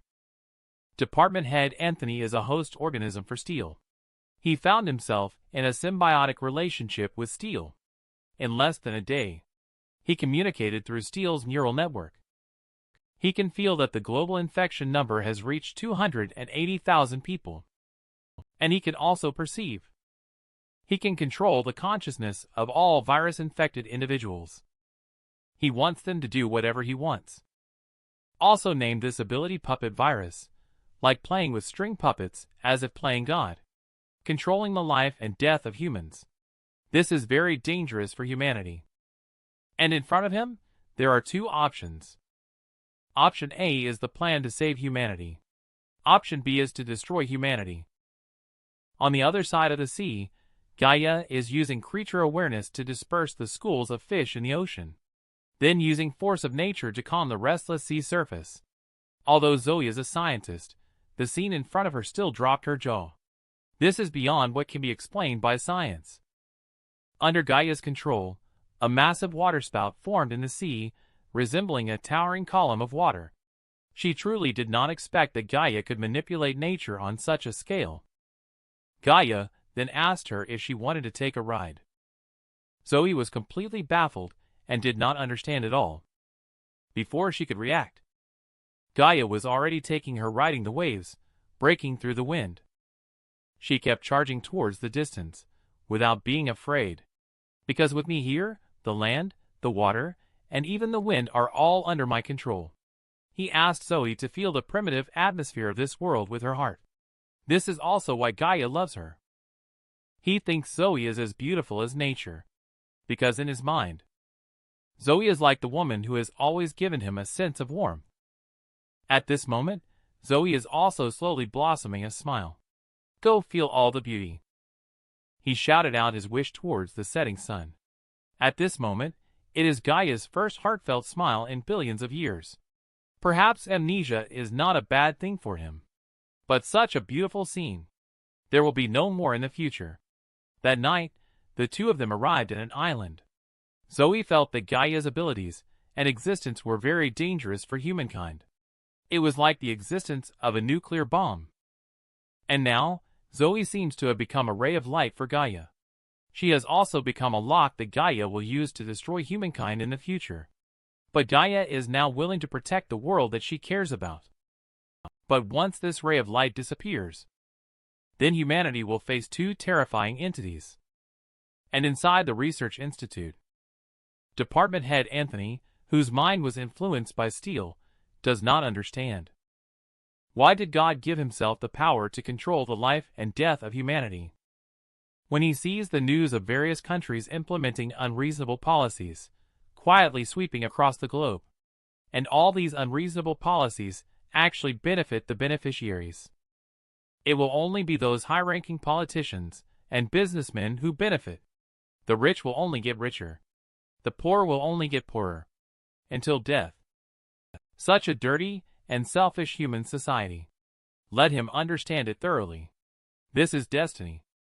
He believes that this is God allowing him to create a better world, as long as enough people are infected. If one wishes, They can manipulate human consciousness with just a flick of a finger, triggering the Fourth World War of humanity. He watches as humans slaughter each other. What a marvelous scene it will be. He will then achieve the goal of exterminating the human race. By then, the Earth will return to an era without humans. I, who can control all living things. I will be a godlike existence. That will be such a wonderful scene. Men think of themselves as godlike existence. They have the power to control life and death of humans. He controls the consciousness of 280,000 people worldwide with a neurovirus. And the number of people infected by the virus keeps increasing. While he enjoys the power of a deity. A figure appeared out of thin air in front of him. Department head Anthony asked who you are exactly. I'm called Gaia, and I am here to eliminate you. Department head Anthony was stunned after listening. His pupils constricted instantly. His eyes turned red and emitted a loud roar. As his glasses fell off, his consciousness was gradually taken over by the neuropathogen biological entity Steel. I can perceive that you and I exist for the same purpose. But why do you want to kill me? And a mosquito controlled by the Steel virus 5 minutes ago. It almost bit Zoe, almost causing the people he cared about to move away from him again. And this is also the reason Gaia came to kill him. Because your existence is very dangerous to her. Gaia finally stopped talking and released all her powers. She exuded a murderous aura all over her body. But Steel is not afraid at all. After speaking, he clenched his palm. Humans controlled by the cellular virus of Steel. Like zombies, they pushed through the gates and charged towards Gaia. Now all humans can become my weapons. Wanting to kill me is simply a fool's dream. I am now a god in this world. However, Gaia didn't wait for him to finish speaking and began attacking immediately. You are really weak as a god, Gaia said as she grabbed his collar, carrying him higher into the sky. They flew away from the city. The tremendous impact sent him flying to the outskirts and crashing heavily onto the stubborn rocks. Gaia made him spit out blood in an instant, but a few seconds later, Steel's regenerative cells healed his injuries. At this moment, Gaia also approached him. Gaia found it strange why he didn't die despite this. Since that was the case, Gaia decided to let him experience the ultimate violence aesthetics. Kill the undead you. Then I'll throw a few more punches. If you don't hit the like button, this punch will land on your face. Even if Steel's tooth was knocked out by Gaia. He was hit to the point of being like a pig's head, but he still didn't fall. His injured area is also rapidly recovering under the regeneration cells. After a series of attacks, Gaia was puzzled. How come this person is still not dead? The two of them looked at each other speechlessly. I can't kill you, Gaia said as he grabbed his neck with one hand, asking, what does it take to kill you? At this moment, Steel finally resisted. It wants to penetrate the virus cells into Gaia's body, but finds it ineffective. Gaia still asked him as if he were a fool. Why are you holding my hand? Then Steel opened his hands. Suddenly, countless birds and beasts rushed over. It wants to control all living beings and corrode Gaia. Gaia smirked contemptuously at the sight. He shattered the earth with a single kick. The strong vibration knocked down all the ferocious beasts rushing towards them. He casually threw Steel into the air. Gaia derives the jumping ability of the springbok. He jumped with all his might towards Steel. He punched through his abdomen. Such an exaggerated attack caused Steel to momentarily lose consciousness. The out-of-control animals began to escape the room. Steel, lying on the ground, slowly regained consciousness. This injury was no longer something that regenerating cells could repair. It must find a new host. Steel, barely clinging to life, looked into Gaia's eyes and saw a glimpse of fear. It was only now that he fully understood. There was absolutely no chance of winning in front of him. Suddenly, he recalled the girl that Gaia had previously tried so hard to protect. Despite being pierced through the body by Gaia, despite the mouth full of blood, But he couldn't help but burst into laughter, because he knew. What is Gaia's weakness? Don't forget to hit the like button. The man who was hammered into a pig's head thought he was a godlike existence. As a result, he was knocked down by a 59-year-old young man, even though it was pierced through the body by Gaia. But he still leaked out a terrifying evil smile. Steel controlled a group of crows flying over. It let the crows peck itself to the bone. Such a crazy scene left Gaia stunned. Realizing it, Gaia noticed something was wrong. He wanted to stop the crows from pecking, but it was too late. He found that the scent emitted by department head Anthony had completely disappeared. In an instant, the evil creature's scent was in the air. It turns out that Steel allowed the crows to peck at himself not to commit suicide, but to transfer the original entity to parasitize the crows. After Steel left department head Anthony's body, he slowly regained his consciousness as a human. He called out to Gaia and entrusted her with something very important. He said, "There is a folder in my computer that can save humanity." However, Gaia didn't wait for him to finish and turned and ran away. He is very clear about Steel's goals. He must hurry back to the coffee shop now. At this moment, Steel has the birds under control, and they have flown back to the city. Inside the coffee shop, Julia is complaining that there are fewer and fewer customers in the shop. It's all because Gaia isn't showing up to work. She can't just fire him directly. Gaia is now the facade of the shop. As she spoke, her hand couldn't be controlled and she pinched Zoe's mouth. She quickly withdrew her hand when she realized what she had done. Then Julia's head throbbed. Strange voices echoed inside her mind. No matter how hard she struggled, the voices wouldn't go away. Steel's virus cells were continuously attacking her brain. As she was about to lose control, she shouted for Zoe to run. Zoe was somewhat scared by her actions. The situation gets even more exaggerated later. People controlled by Steel filled the coffee shop like zombies. The next moment, they smashed through the glass and rushed in. Zoe was so scared she almost lost her soul. Julia was completely out of control at this point. Just as she was about to touch Zoe, a figure flashed past the top of the zombie's head. Her hero reappeared. Gaia pressed Julia directly onto the table. He also remembered to say sorry. "Madam Boss, please don't deduct my salary." Shortly after, he grabbed Julia by the head and ruthlessly flung her towards the out-of-control crowd. "I'm really sorry, boss lady."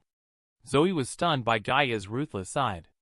Earlier, Julia did an MBTI personality test for Gaia. The result of the test is an intimidating ISTP personality. At the same time, urgent news is being broadcast globally.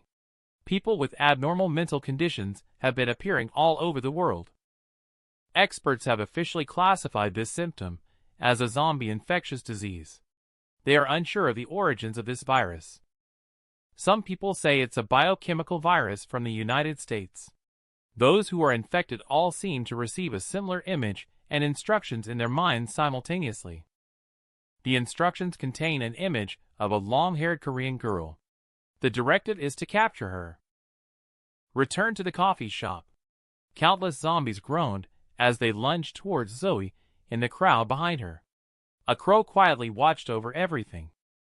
And this is where Steel, who has just been reborn, enjoys the scene before it. Please go ahead and bite. Humans. Kill over-empathy woman first in the apocalypse. But what will you do if over-empathy woman is someone you love? Discussions on the internet can sometimes be really extreme. The next second, Green Cloth Guy opened the window. He jumped from the 18th floor. The influencer guy was scared stiff. He didn't expect the game to be so realistic. He walked up to the window and looked down, only to find that his friend was not dead.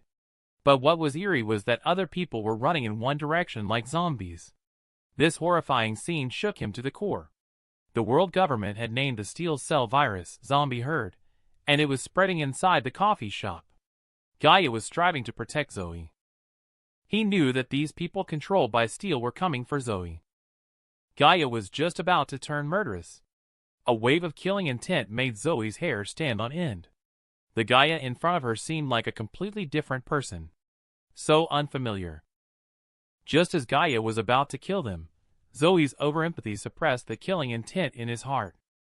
She shook her head to indicate that he should not kill. Don't do this.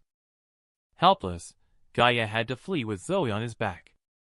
But wherever they went, zombies quickly surrounded them from all sides. Seeing the situation, Gaia told Zoe to hold on tight. He derived the ability of a kangaroo and leaped up, landing on a rooftop. Zoe looked down at the crowd of people below who had lost their minds. She didn't understand what had happened to this world.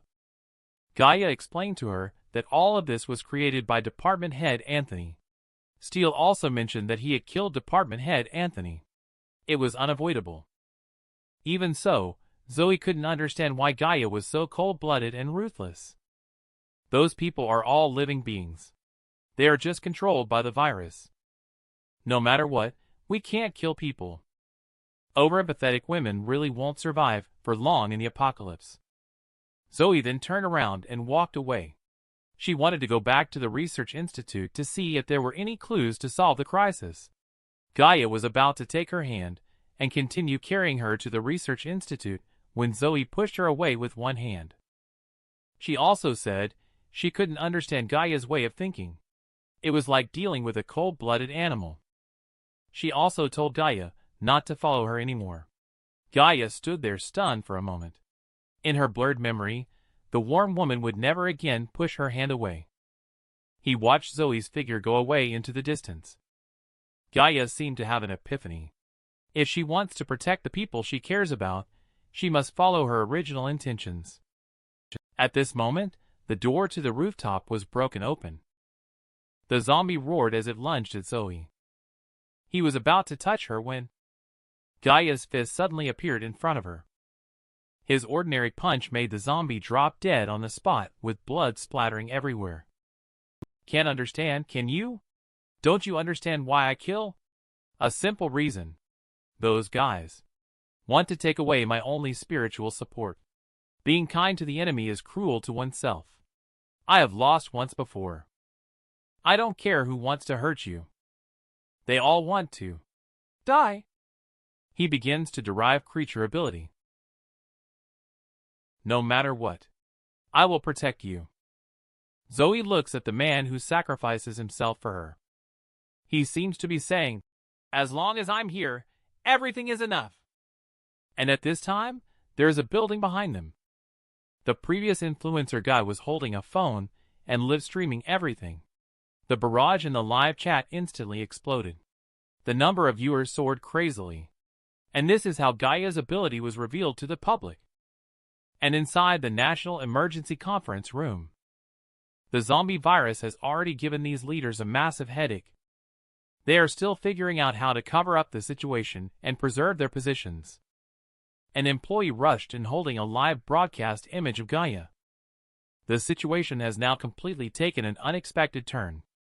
People don't know if this is a friend of humans or an enemy. Gaia watches the group of zombies paralyzed by her electric shock still not dead. They all stare at Zoe with red eyes. Gaia realizes that she must deal with the virus' original entity first. After calming down, he senses Steele's presence nearby. When he turns to look, he sees Steele on the rooftop far behind Zoe.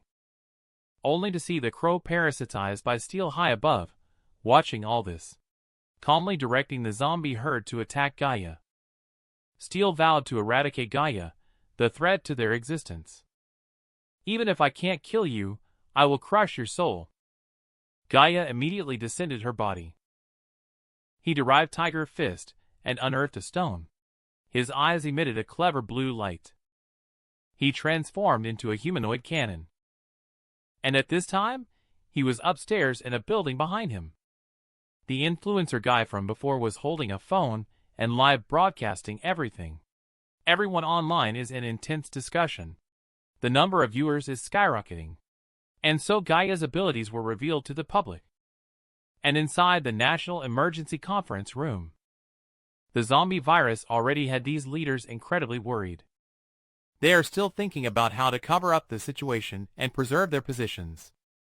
An employee rushed in holding the live broadcasting footage of Gaia. The situation has taken a completely unexpected turn. Everyone doesn't know if Gaia is a friend or an enemy of humanity.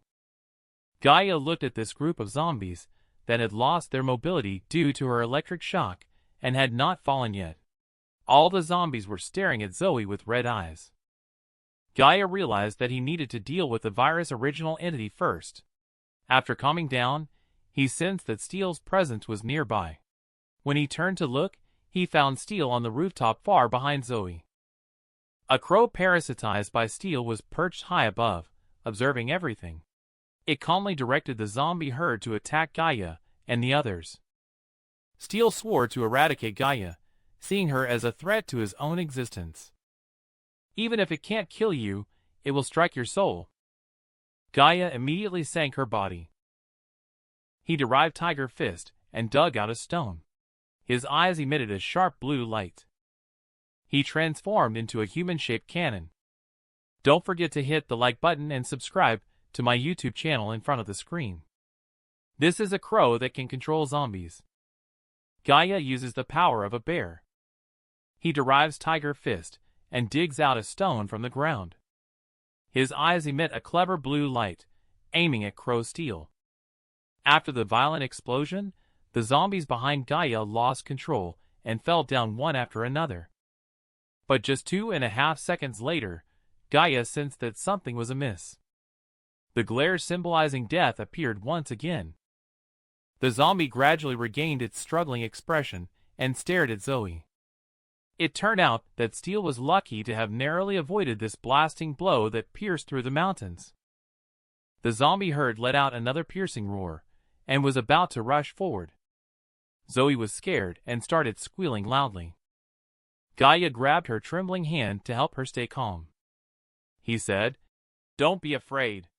Whether it's fleeing to the ends of the earth or standing against the world, I will also protect you all the way." He picked up Zoe as he spoke. Let her hold on tightly to him. At the moment when the zombie is about to touch her, Gaia jumps off the high building with a leap. This scene was also conveniently recorded by the broadcasting live influencer. The Prime Minister couldn't believe that the broadcasting live was real. He wants to cover up the content of broadcasting live. But the video recordings have already been crazily broadcasted by major media outlets. The situation has completely escaped the control of the country. It has caused a sensation worldwide. On the crowded streets, and in the subway trains speeding by. Even the major universities are in a state of shock. Gaia suddenly became a well-known figure. People were debating whether she was a superhero. And this segment was also seen by the commander-in-chief of the military. But in her eyes, Gaia is not a superhero-like existence, but a monster. Gaia is running with Zoe on her back at this moment. The zombies behind him are chasing him relentlessly. Steele controls a flock of crows to fly over. Gaia slammed on the brakes in a hurry. He just felt very annoyed. Little did he know that the real danger was behind him. Steele ambushed Zoe. Gaia looked ahead and suddenly saw a crow slowly descending. A strong feeling of unease surged in his heart. He turned his head and saw Zoe with a wound torn by a crow. Gaia stood still in confusion for a moment. At this moment, the chasing zombie herd suddenly stopped. The control people all regained consciousness. They had no idea what had just happened. They also had no idea how they ended up there. Gaia looked at the crow that had originally been parasitized by the Steele original entity. It was completely lifeless. He knew that Steele's goal had been achieved, while Zoe still had no idea what was going on. Later, Gaia informed Zoe that Steele's original entity had parasitized on her body. There is only one way to save you now. That is to cut off your entire arm. Zoe was instantly scared pale after hearing that. Before she could react, Gaia was about to act. Zoe kept backing away, shouting. The virus cells had already spread in the body. Even cutting off the arm wouldn't help, you fool. Later, Zoe and the two drove back to the research center, where everything began. perhaps there was a way to save themselves there. And at this time, the government had already identified the source of the steel virus outbreak. They also obtained the research log of the former host department head, Anthony, and his computer files. Those materials detailed the entire process of department head Anthony's transformation after being bitten by steel, and the document A that can save humanity. Officer couldn't believe what he was seeing. And there is only one way to save humanity. That is to kill Steele's host no matter who it is. The officer sighed in relief after reading the information. Luckily, the method is so simple. The two people who were unaware of the situation had returned to the research center, only to find it heavily guarded. Zoe said she understood the identity of the researchers. She said she needed to get in as it was a matter of human survival.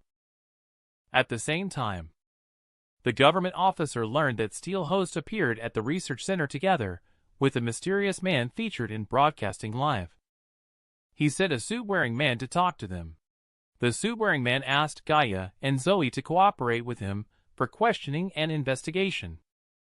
He then asked the two to separate temporarily. Zoe said that time was running out. She had to go to the research room to confirm.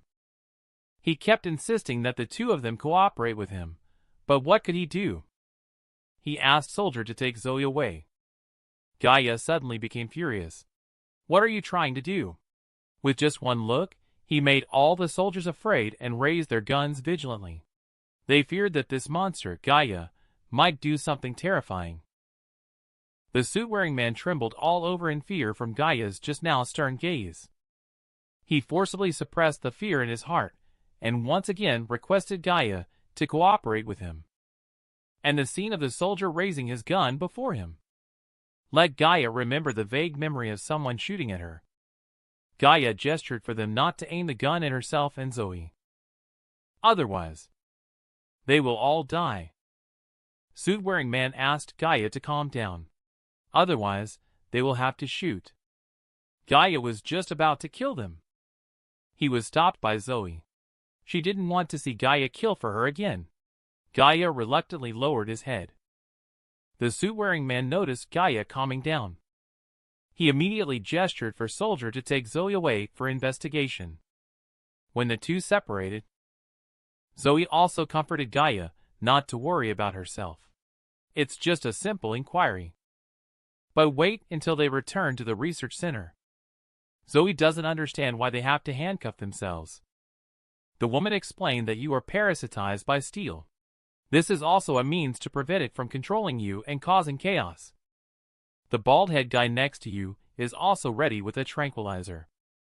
Gaia was taken to the Ministry of National Defense building. He was interrogated by the Minister of the Ministry of National Defense, Arya. She asked Gaia to explain the superhuman abilities in Broadcasting Live as soon as she came up. Gaia just said she didn't know. He also asked how Zoe is doing now. Minister did not respond to him. Instead, he started talking about his own father. Although her father was a small police officer and died early. However, he left behind an investigative diary. It is a story about a mysterious existence. The father was investigating that existence. He was killed by that monster. And this Minister Arya's father. He is Police Aaron who shot Gaia's mother 47 years ago. A soldier entered to report at this moment. He said there were results from the research center. Zoe is the current host of Steel. The minister said it's good. It seems that as long as that girl is killed, the world can return to its original state of peace.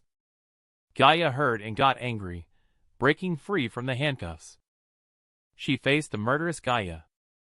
She, who could sit in the top position of the Ministry of National Defense, was fearless. She was about to speak up that this was to save humanity. Gaia punched through the bulletproof glass. Minister Arya told him not to waste his energy. "Listen to me first," she said, taking out the photo of the monster from her father's investigation journal. "Although it seems impossible given your age, you look too much like that monster. And with your abilities, everything makes sense. So you are the monster from back then that I mentioned, right?"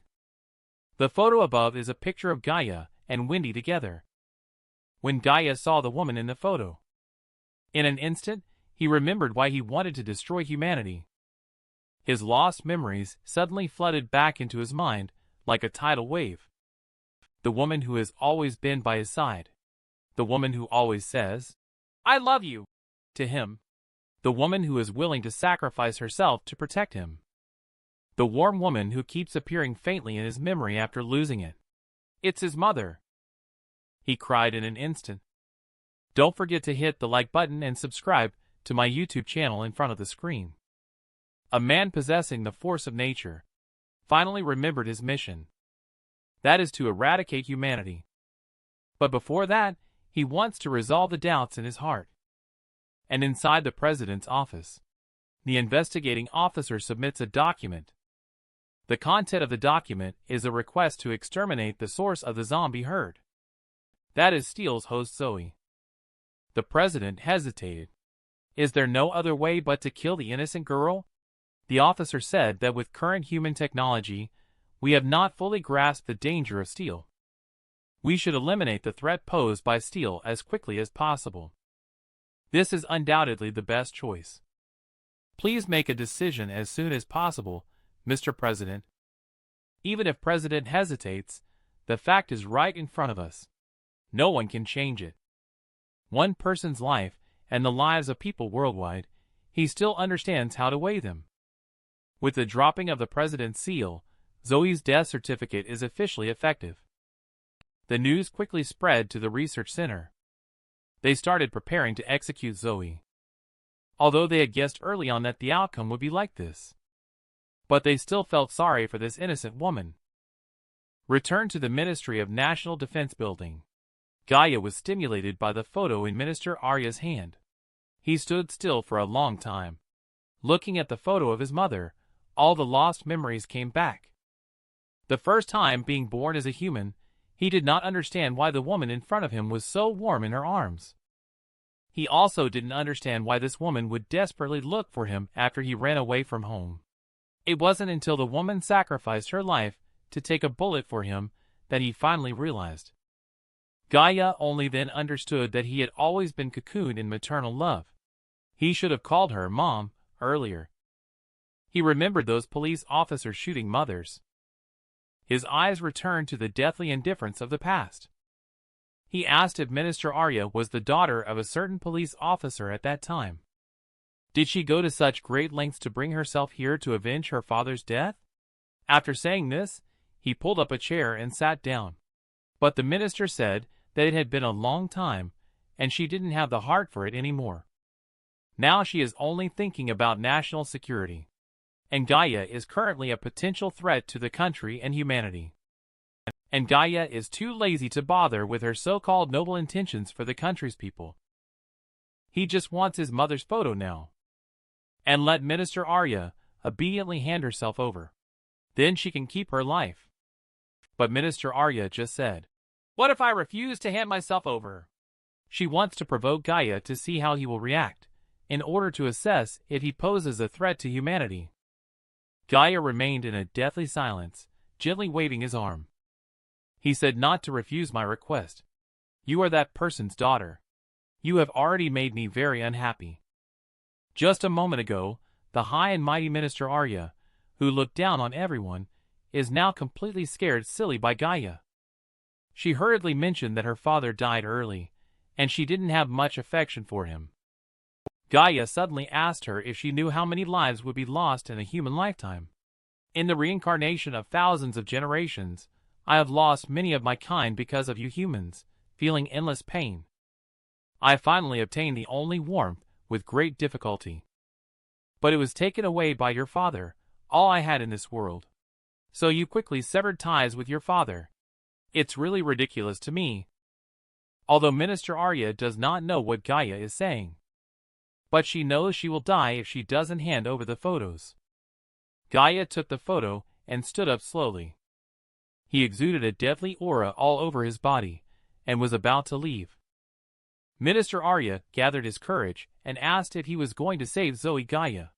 He said indifferently, "It's just a human death." It's already meaningless to me. Don't forget to hit the like button and subscribe to my YouTube channel in front of the screen. The man simply threw a light punch, punching through the 2.5-meter thick titanium alloy steel door of the Ministry of National Defense. Even the steel wall that can withstand nuclear attacks on the perimeter was blasted through with a large hole. His eyes were as chilling as the abyss of hell, emitting a frightening atmosphere with every step he took, and the shattered bodies in front of the big hole, making him appear as if the Grim Reaper had descended. These battle-hardened soldiers were scared stiff on the spot. Minister Arya in the interrogation room, although she was no longer afraid of death, but under the intimidation of Gaia's recent fist. The most primal sense of fear in her body was awakened. Her hands unknowingly began to tremble. Then she issued orders to the soldier. Fully eliminate Gaia. Sound the first level alarm, which is the highest alert level in the country. Go back to the research center. The black suit officer says that only by killing you can the zombie herd crisis be resolved for humanity. As soon as he finished speaking, he ordered people to start implementing the euthanasia plan. Zoe couldn't believe this was happening to her. She asked if there was no other way right after. Unexpectedly, officer's remark on the pinnacle of human moral coercion left Zoe speechless. The lives of the whole world versus your own life. I hope you can understand. Zoe reluctantly accepts this fact. She cries in silent agony. Officer comforts Zoe. Don't be afraid. The process is just like falling asleep. You will quietly die without any pain. Little did Julia know, a strange smile escaped from Zoe's lips. On the deserted street, with consciousness restored, Julia kept searching for Zoe and Gaia. Suddenly, she caught a glimpse of Gaia's figure. She hurried over to ask Gaia where she and Zoe had gone the previous night. How come she couldn't reach them all day? But in the blink of an eye, something astonishing made her profoundly shocked. Only to see a military force led by tanks, all guns pointing at Gaia. She had no idea what was happening. Gaia coldly glanced at Julia. His doubt in his heart has not dissipated yet. He wants to find the answer. And in the research center. At this moment, steel inside Zoe begins to awaken. She suddenly controlled the researcher to inject sedative into the officer. However, strangely, Zoe's consciousness has not been completely taken over by steel. As soldier lead opened fire, a tank shell was fired out. They completely disregarded the life of the innocent Julia. Gaia remembered the days of working as a laborer and the woman who caused her distress. It seems like there has been a slight change in his heart. Don't forget to hit the like button in front of the screen and subscribe to my YouTube channel. After the explosion and thick smoke dissipated, the soldiers stood in terror in their original positions. Having fought for decades, they had never seen such a scene. That person was like a monster, seen only by Gaia, using her body to shield against tank shells, and raising a giant wall with the force of nature to protect Julia. His mind was now in turmoil, not understanding the feelings he had towards them. Are they relatives or friends? Or are they just strangers passing through during an amnesic period? He clearly knew that Zoe was not his mother. But the order from the Ministry of National Defense to execute Zoe keeps echoing in his mind. What kind of feeling is this after all? He doesn't understand why he worries about her. He also doesn't understand why he bothers to intervene and save Julia. It's really annoying. Gaia asked if Julia was injured, looking expressionless. Julia couldn't be sure if Gaia was still the person she knew. She cowered in fear on the side, too afraid to speak. Gaia, seeing this, continued to ask, "Why do these humans want to kill me and Zoe? To save all humanity. What do you think? Do you want us to die?" Although Julia was extremely frightened and didn't understand what Gaia was saying, she wished for Gaia and Zoe to live well. Gaia had her answer upon hearing this. The soldier lead, who had snapped out of it, ordered the tanks to be loaded with ammunition. Gaia made Julia close her eyes. The following scene was going to be horrifying. Just as soldier lead was about to order to fire, Gaia teleported and covered his mouth. He raised him high with one hand. Some soldiers around hesitated to fire, concerned about their captain's safety. Some had already been scared to the ground by Gaia. Humans always say they should sacrifice the few for the sake of the majority. But I find this statement ridiculous. Why do we always have to sacrifice for the collective instead of living well ourselves? The so-called sacrifice can be self-chosen, but why can it also be forced? In fact, what you humans practice is the law of the jungle, where the majority of the strong trample on the interests of the minority mercilessly. The power to decide always remains in the hands of the strong. So I have decided. I'll kill you all. At that moment, he seemed to understand a lot. Gaia covered in blood. It reminded him of the feeling of childhood. That long-lost feeling.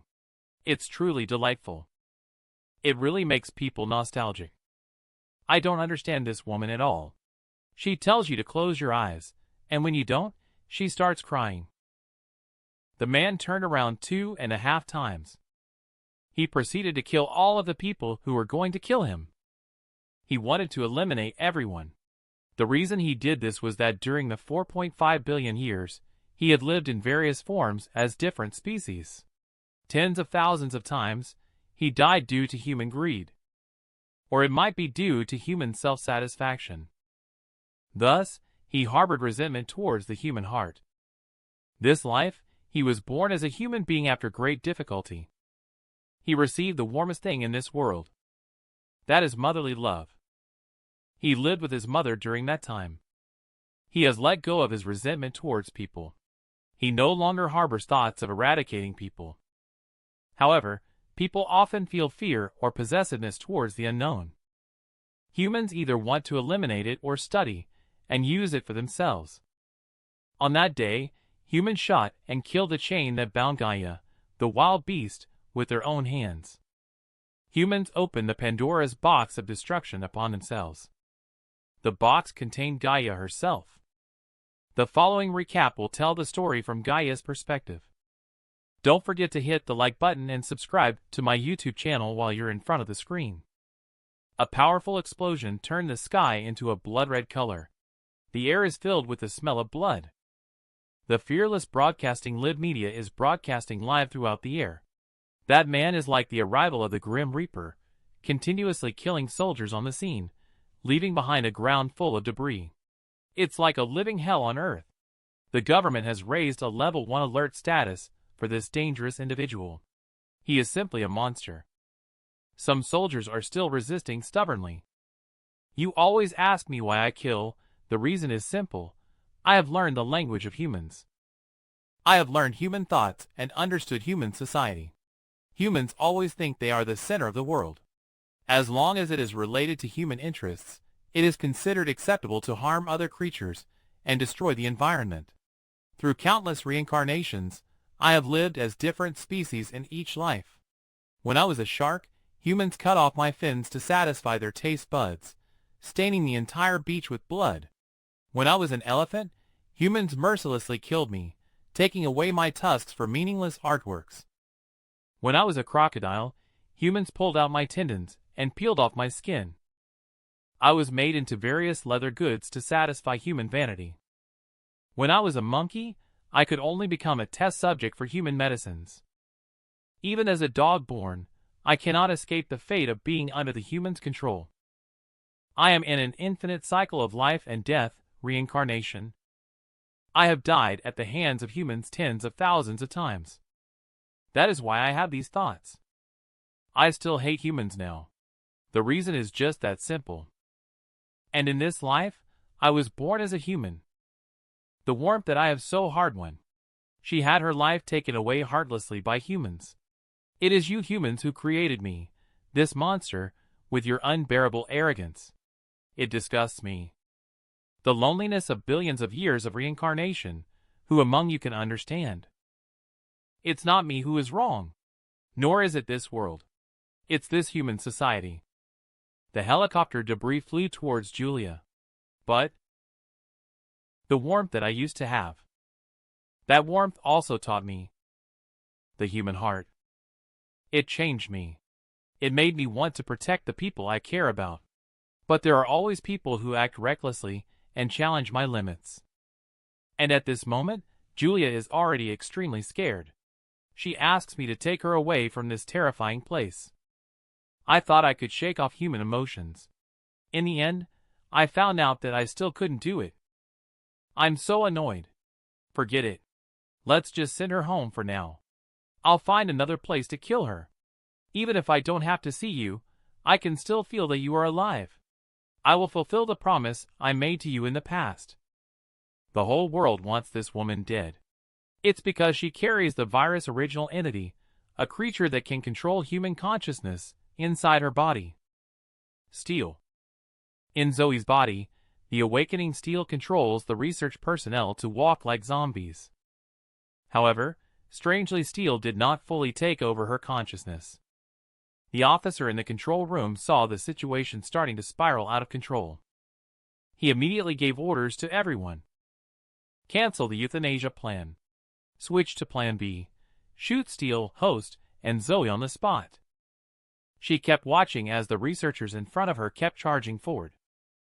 Zoe suddenly had a splitting headache. She could feel Steel controlling these people.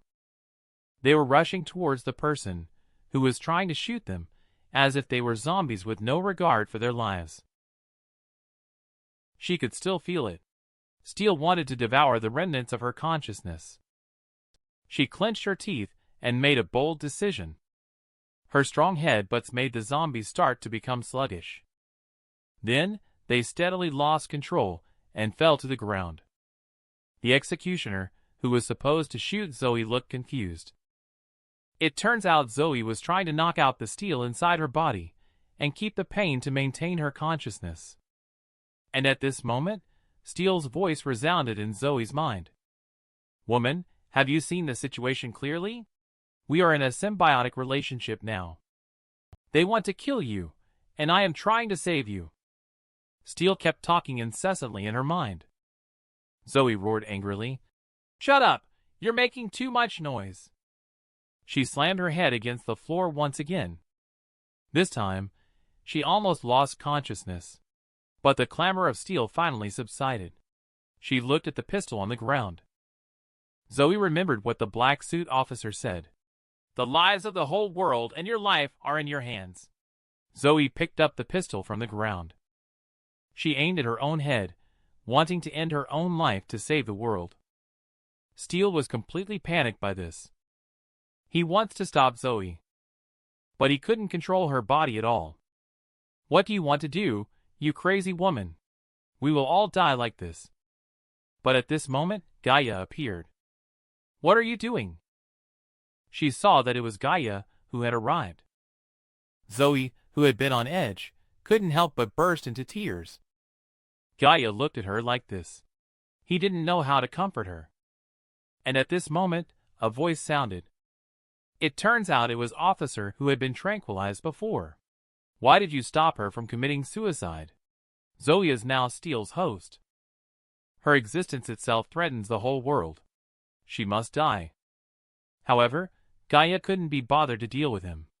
Ask Zoe if they want to commit suicide just because of their nonsense. The next second, Gaia grabbed Zoe's hair, telling them not to act foolishly. Don't think sacrificing yourself alone can save the world. The world's biggest threat is not you. The existence that can threaten the world. From ancient times to the present, only the human species exists. The existence of humans indirectly caused the extinction of many species.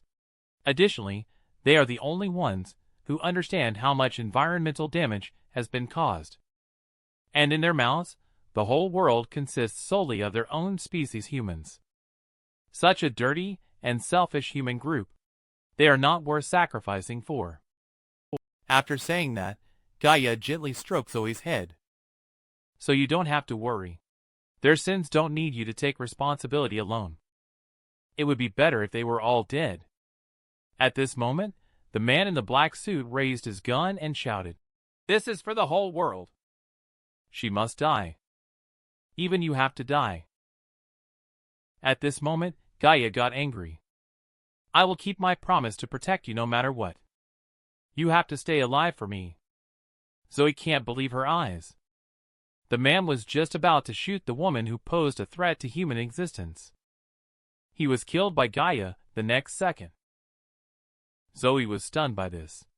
She couldn't believe Gaia would use her beautiful, heart-healing power to kill.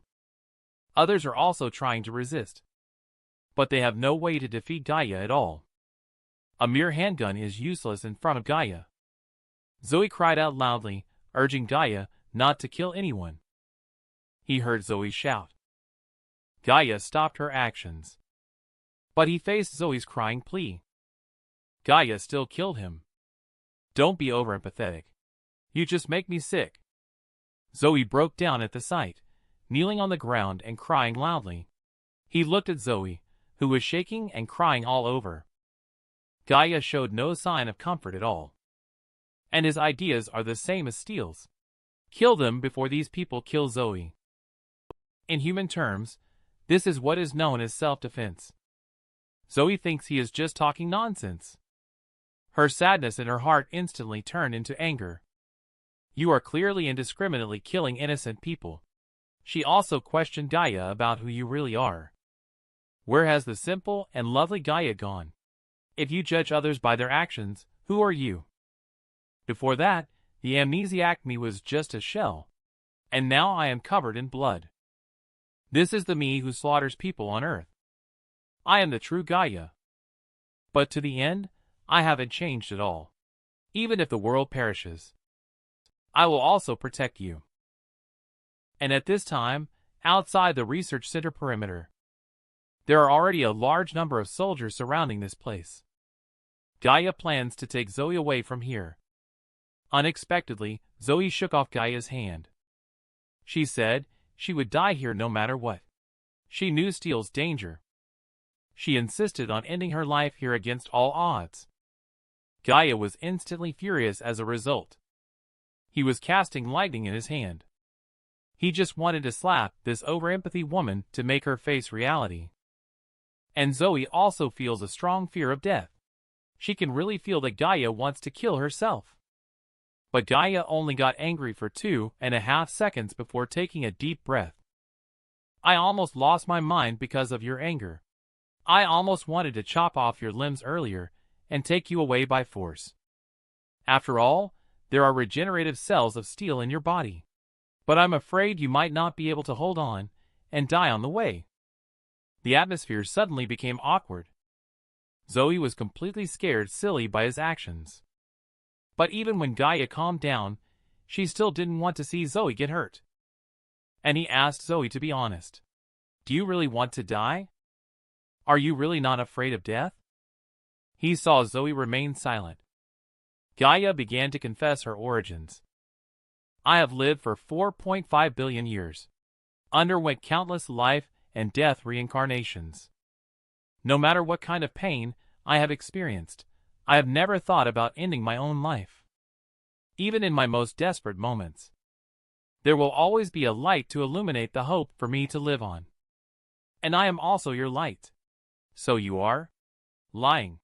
You want to live on. Gaia saw through Zoe's merciless tearing of her will to survive. At this moment, Zoe could no longer help but sob in Gaia's arms. Who has the ability to confront the world? Who would give up their own life? Who does not want to live for themselves? They are now on the same page. The man on the rooftop was deathly silent and indifferent, like the Grim Reaper. He gazed down at the 25,000 soldiers below, already petrified by his aura, rooted to the spot. Gaia told Zoe to close her eyes. The next scene would be very frightening. Zoe took one last look at the crowd of humans before Gaia took action. I'm really sorry. And at this moment in the presidential palace, Minister of National Defense Arya requested permission from the president to conduct missile strikes on the location of Gaia and Steel Host. These two individuals are now threatening the existence of the world, but the president thinks she is completely insane. There are civilians and soldiers from our country in that area. It is absolutely impossible to launch missiles there. However, the next second Minister Arya raised his gun and aimed at President, saying, Mr. President, you signed to have Zoe killed to save the world with one life. It is the right thing to do. Now, I have decided to sacrifice a few to save the world. And my choice is also correct. The president is very angry. But Arya doesn't care whether he is angry or not. The president's bodyguard rushed in immediately upon hearing the gunshot. They saw the president, who had been shot dead. The bodyguard, holding a gun, questioned her about what had happened. Minister Arya said coldly, "President has been infected by the steel virus." But the bodyguard saw through her lies in an instant. "You're clearly initiating a coup." Minister Arya, on the other hand, had a gloomy expression on his face but smiling. So what? In the next second, several soldiers appeared in the president's office. Then 2 bodyguards were shot into a hornet's nest. Minister Arya enjoys the feeling brought by this power. She then asked soldier to bring President's Secretary General up. The Secretary General was mumbling complaints under his breath. He didn't realize it was a coup until he saw the president, who had been killed. Minister Arya asked everyone else to leave first. She then solemnly said that President had contracted the steel virus. The Secretary General was very angry after hearing this. He also saw through her lie at a glance. And he also saw that Arya wanted to control the entire country with the army. And Arya also wants to enlist the Secretary General to assist in governing. But the Secretary General will never walk with the wolves. What era is it now? Still using violent revolution. Can you bear to lead the people into the midst of turmoil and danger? Obviously, the Secretary General is a good official dedicated to serving the country and the people. But Arya just found it laughable. You ask me what era this is. Now, even if there are 2 monsters threatening the world outside, and even if tens of thousands of soldiers die, the government will not launch missiles. Everyone knows clearly where the source of the virus lies, knowing that continuing like this will lead to the extinction of humanity. But still, it's a time of false kindness and hypocrisy, a time when dogs bite dogs. An era where the government needs to consider the citizens' opinions for their own interests. Perhaps such behavior would be acceptable in times of peace. But now is an extraordinary time. We must use extraordinary measures. So you've also been infected with the steel virus. Arya killed another person as she spoke. At this time, a soldier came in to report. It was found out that Gaia easily slaughtered 5 soldiers and then disappeared. Arya was so angry that her back teeth were about to explode. She fired several shots at the body of the president. She couldn't calm herself down even after shooting all the bullets. The soldier stood motionless on the spot, too scared to breathe. Arya calmed down and secretly instructed the soldier to handle the bodies of the president and Secretary General. She also ordered the soldier to use satellites to locate Gaia at all costs. Additionally, she had the soldier conduct steel infection checks on all officers. Her true intention was to make those officers submit to her. Otherwise, they would be executed on the grounds of being infected with the virus. She then quietly looked towards the president's seat. She took step by step towards that highest point of power. Arya killed the president, and then killed the Secretary General. She stepped up to the highest position in Country K, one step at a time. The reason she did this was because she had a brain tumor. She is as arrogant as her father. She thought she could get rid of the 2 monsters that threaten the world. She wants to make herself a savior before she dies. She used the deaths of Gaia and Zoe to complete her retirement ceremony, forging her own history. Even if the cost is human lives, she let herself die as a hero. On the surface, it's for the greater good of humanity, but secretly it reveals the selfishness and hypocrisy deep within humankind.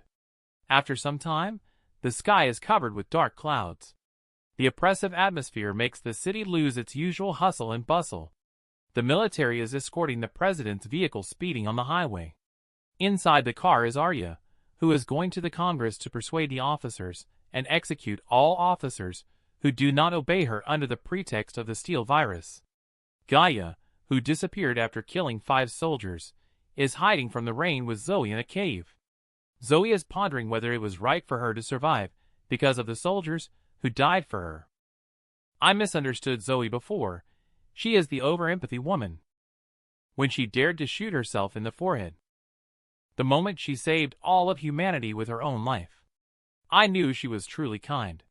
But Gaia managed to find the survival instinct she had hidden away. At this moment, her heart is extremely conflicted. She has no idea what is right and what is wrong. Gaia asked her to wait here while she went to find food. Zoe, however, pointed a gun at Gaia, not wanting her to kill again because of her. But she understood that a handgun couldn't kill Gaia, so she made the initial choice again. At this point, the three of them formed a stark contrast. An angel willing to sacrifice her own life to save the world. A demon-like individual willing to destroy the world for you. While another is willing to push their own people into the abyss, satisfying their own selfish desires. Gaia sighed in annoyance.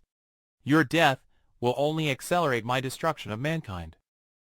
But as long as you are alive, humans can survive a little longer. At this moment, Zoe wants to know why Gaia became so indifferent after regaining her memories, and why she shows no human emotions when killing.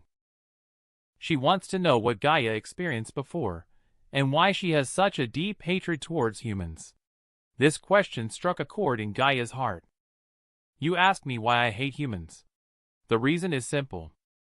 Because I understand humans better than anyone else. I have existed as different species for millions of years. I will view humans from the perspective of different species. I see the ugliness and selfishness of human nature. Humans only care about themselves. But I also see some warmth in humans. Let me uncontrollably like that feeling. And make me feel happy. But every time I get that happiness. But I always end up being betrayed. Zoe really can't understand what the other party is saying. At this point, Gaia decided to fully disclose the experience of reincarnation. Let Zoe experience his actions from a human perspective. Is it right or wrong? I'm not sure how many hours passed. Gaia finally finished telling his story. The dark heavy rain outside seemed to symbolize his mood. Zoe can't believe that Gaia's experience could be so tragic. She also understands that Gaia's experience can no longer be viewed from a human moral standpoint, because it was all caused by humans. After the rain comes sunshine. Zoe, who hasn't closed her eyes for several days in a row, has fallen asleep in the cave. Her consciousness is temporarily controlled by steel. And she says to Gaia, "It seems that my choice to parasitize this woman's body was indeed correct. As long as I am inside her, you won't kill me." At this moment, Gaia's eyes emit a sharp killing intent as a warning to steel. If you dare to completely erode Zoe's consciousness, I will make you experience the feeling of being better off dead. Unexpectedly, the topic shifts as Steel says, I heard your reincarnation story. You and I have the same goal. Why don't we join forces to exterminate humanity? After wiping out humanity, I will also leave this woman's body. However, Gaia said, you are lying. Steel thought he was exposed after all. Is my acting skills really that bad? But Gaia's words just now were to deceive Steel. He saw Steel not speaking, and thought it was really lying. You never intend to leave Zoe's body, do you? This kind of manipulation and betrayal is just like humans. Steel, you make me feel disgusted. Gaia's gaze made Steel feel frightened. He quickly stated that he was telling the truth without lying. But Gaia no longer cared about his truthfulness. He didn't mind having an extra helper in eradicating humanity. Gaia confided his reincarnation experience to Zoe. After listening to his story, she seemed to understand Gaia's feelings. However, Gaia had no intention of stopping his thoughts of slaughtering humanity. He even mentioned that he had once deeply loved humans. He had stood on the side of humans before, being loyal to humanity and protecting them. Even at the moment when he was killed by his master, I believe that his master did not do it intentionally. Until this kind of thing happened repeatedly, the cruel act of gouging out my eyes, and being tortured all over. The image of humans in my mind became more and more evil. They used my life to satisfy their twisted psychological desires, making me numb to life. And this is the human sin. Gaia recounted all this. Zoe asked, but what if we look at it the other way around? Why can't you see the good side of humanity? Your story includes me, Julia, the kind hunter and his elderly mother, and the woman who fought the world for you. What's the difference between you and those humans who hurt you now, Mom? You have also killed many innocent lives. Those innocent deceased people. Perhaps for someone, it could also be everything in this world. But what about Gaia then? The good side you mentioned about human beings. Is it all just for the benefit of their own kind? His words made Zoe hesitate to speak. She understood that she had no right to accuse Gaia. But she couldn't sit idly by and let Gaia kill again. After that, the two of them didn't speak again. It's no longer a debate about who is good and who is bad. We can only look at who is right and who is wrong from different perspectives. Zoe asked, "As long as I am alive, can I help humanity survive for a while?" Gaia nodded affirmatively. Now steel is parasitic within me. I have also become the monster in the eyes of humans. Let's run away together. Go to a place where no one can disturb us. A place where no one will die. Let's live shamelessly, just the two of us, living a life like Adam and Eve. Zoe's sudden display of true feelings left Gaia at a loss. He asked Zoe how it seemed like she was confessing to me. Unexpectedly, Zoe is that person. She unknowingly has developed feelings for Gaia. When this was said, Gaia couldn't keep calm anymore. That shy tall boy seems to have returned. He looked at Zoe's face. Gaia's face turned red like a monkey's bottom. Zoe asked, "Are you not willing to be with me?" Shy Gaia hesitated for a while before finally saying, "I'm willing." The night has grown late. Zoe in the cave has already fallen asleep early. He looked at Zoe's face. He even imagined a picture of a happy future life with Zoe. However, in real life, humans always push the boundaries recklessly, accelerating the pace of human extinction. Then he muttered to himself, "I like you." Unexpectedly, Steel took over Zoe's consciousness at this moment, asking, "Who do you like?" Gaia lost interest completely, immediately reverting back to her indifferent and aloof state. Steel saw Gaia smile for the first time, which made him very displeased. With a stern expression, he went over to question Gaia. "Are you really going to fall in love and forget our agreement to wipe out humanity?" Seeing Gaia remain silent out of guilt, Steel, using Zoe's body, moved closer and closer. Seeing Zoe getting closer and closer, Gaia uncontrollably swallowed hard. The next second, they kissed. At this moment, Steel's heart didn't know what to think either. Gaia actually kissed Zoe just as she woke up. Worse still, Zoe hasn't fully woken up yet. And now it's Steel controlling her body. As a single-celled, genderless virus, Steel has no idea what mouth-to-mouth contact means for humans. But it feels strange and wonderful. But the next second, Steel grabs Gaia's head. It turns out that Steel suddenly woke up, recalling that he had always wanted to use virus cells to invade Gaia's body. But no matter what, the virus could not invade his body. There is a mysterious force inside him that keeps repelling himself. And now he seems to be able to enter that gate. Steel refused to let such a great opportunity pass him by. Steel uses Zoe's body to taste Gaia's tongue. Then virus is transmitted into his body. "I have ordered this body of yours. By then, I will become an invincible existence." Unexpectedly, Gaia suddenly cracks a smile. Steel instantly felt a strong sense of danger. It was so scared that it immediately let go of Gaia's mouth and took a few steps back. It interrogated Gaia about what it had done.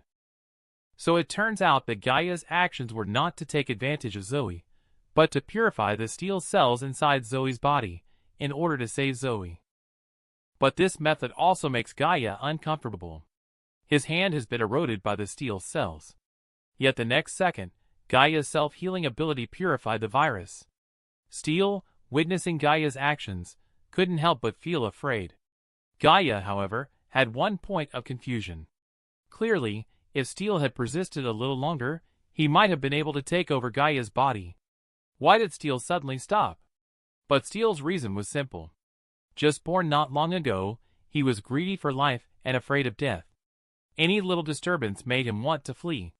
Unlike Gaia, who has an infinite life and has already become numb to the feeling of life. Later, Steel made it clear that Gaia was not worth risking his life to save Zoe, and that Steel had promised to leave the woman's body after annihilating humanity. So when are you going to fulfill our promise? Annihilate humanity. Facing Steel's aggressive approach, Gaia turned a deaf ear to it. Steel did not understand Gaia's intentions. Is it destruction or redemption? Afterwards, Gaia made its position clear.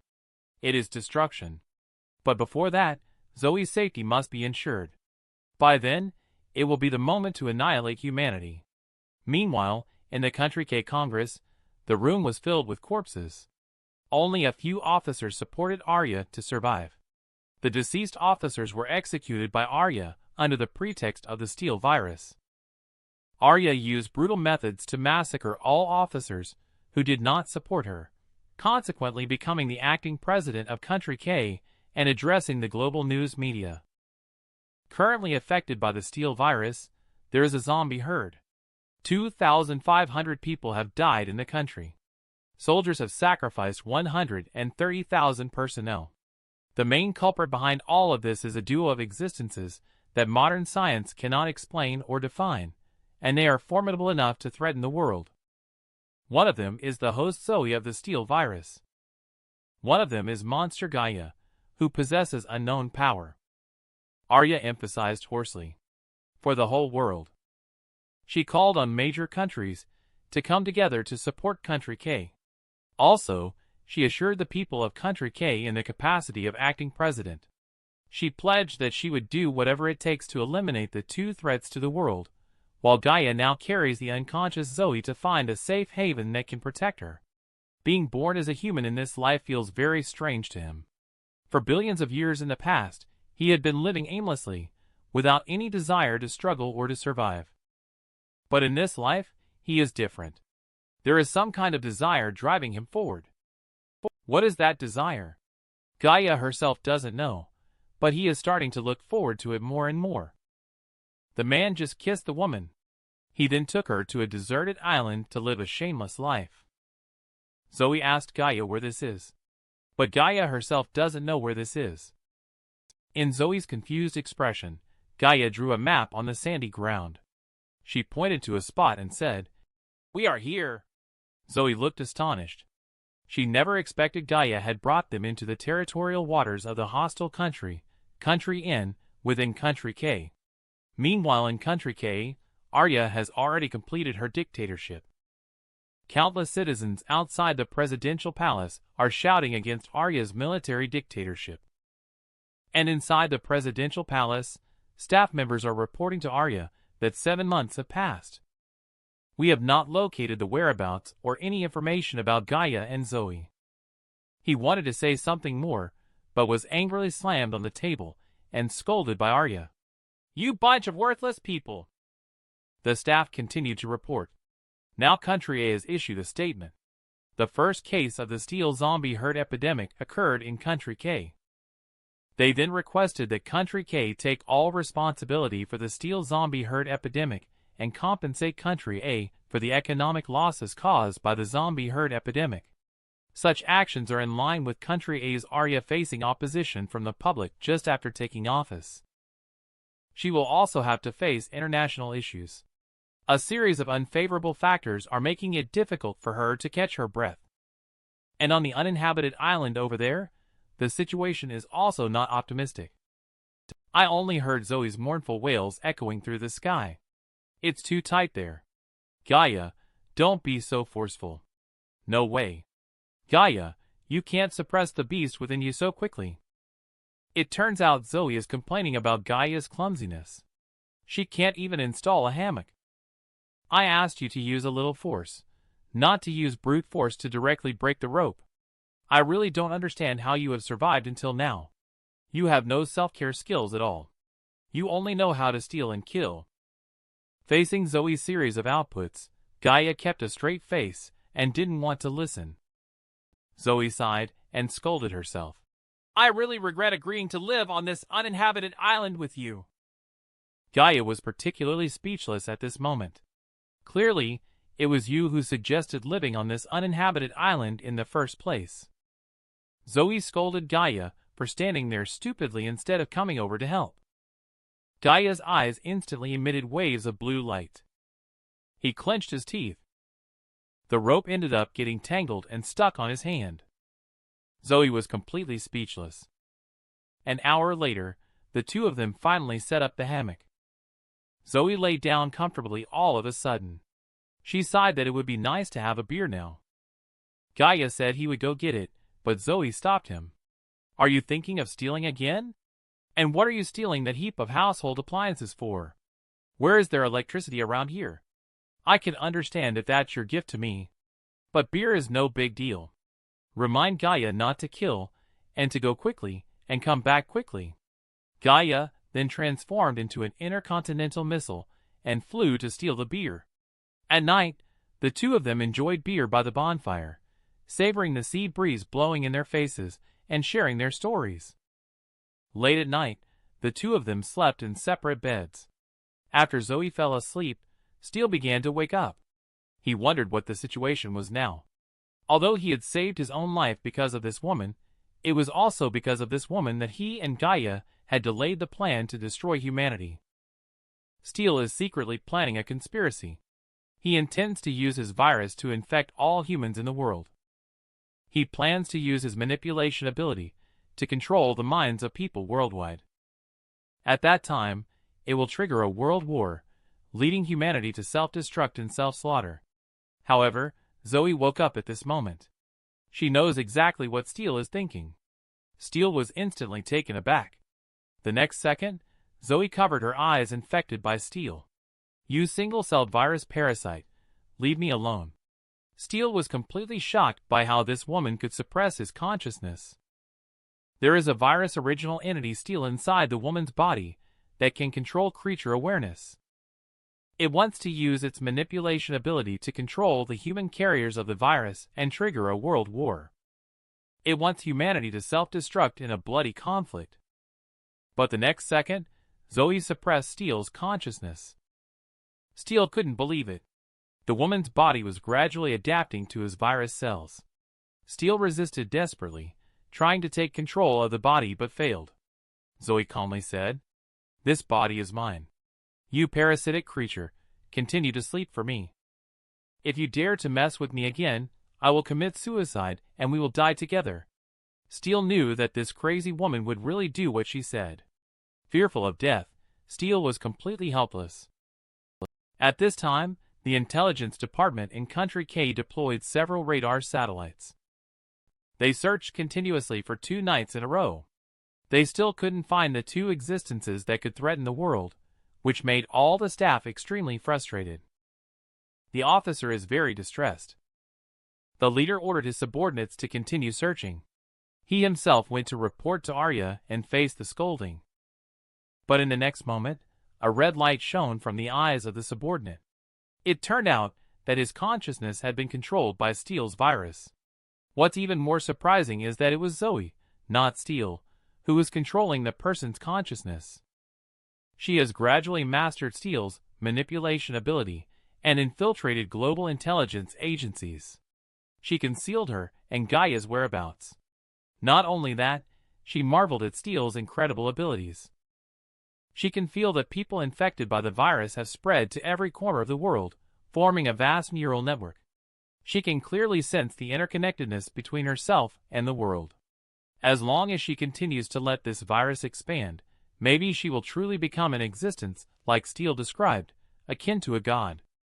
No one will be able to hurt Gaia's heart anymore. I will be the one to protect her in the future. Steele has now become Zoe's tool. Right now, in Prison 15 of Country Inn, a guard had his throat cleanly slit.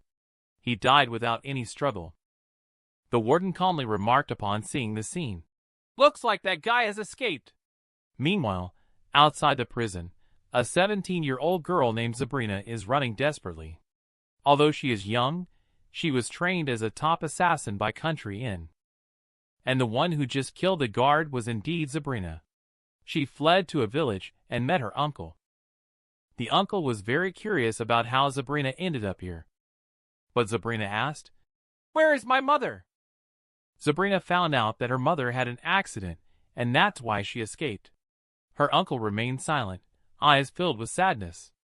After that, he took her to the riverbank. Sabrina knelt on the ground, trembling and crying. After her mother passed away, there wasn't even a grave. She asked her uncle if her mother was in pain before she died. The uncle said that her mother passed away very peacefully, like falling asleep. Scattering the ashes into the river was her mother's own wish. Sabrina felt relieved after hearing this. Her uncle asked her about her future plans, whether she intended to turn herself in. Sabrina revealed that she had already killed 3 guards before coming here. "If I go back, I will only be executed by firing squad. I'm not just a defector now, but also a defector who committed murder. I can only escape to a place without humans to live now." Uncle sighed deeply after hearing it. He reminded Sabrina to be careful on the way. In the evening, Gaia and Zoe enjoyed eating grilled fish comfortably. After swimming in the water all day, Sabrina finally arrived at this uninhabited island. She stared dumbfounded at the scene before her. She wondered why there was a couple here, still eating grilled fish. And Zoe also looked confused as to why there was a child appearing in the water. Could it be that it's a daughter sent to us by the heavens? Sabrina, in order not to reveal her whereabouts, thought it's lucky that there are only 2 of them. She took out a dagger and intended to kill Gaia and Zoe. "I'm sorry, both of you. You must die today. Blame your bad luck." Gaia and Zoe were both very puzzled. The 17-year-old girl is a top-level assassin agent.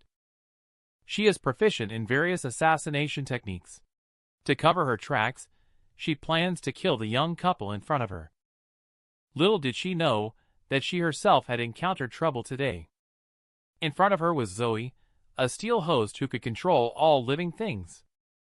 The other one is Gaia Sabrina, the incarnation of the Earth consciousness possessing the force of nature. Before taking action, she did not forget to taunt her opponent by turning the dagger in her hand like holding a knife. Zoe was completely confused at this point. She was about to ask her what she was doing. Sabrina rushed up at a very fast speed. The dagger was about to strike Zoe. Confused Gaia pulled her back. Faced with Gaia Sabrina suddenly appearing in front of her, she was so scared that she kept stepping back. Zoe questioned her what was going on. "I originally wanted you all to die in peace, but you startled me." As soon as she finished speaking, Sabrina rushed forward again. Gaia asked Zoe to step back.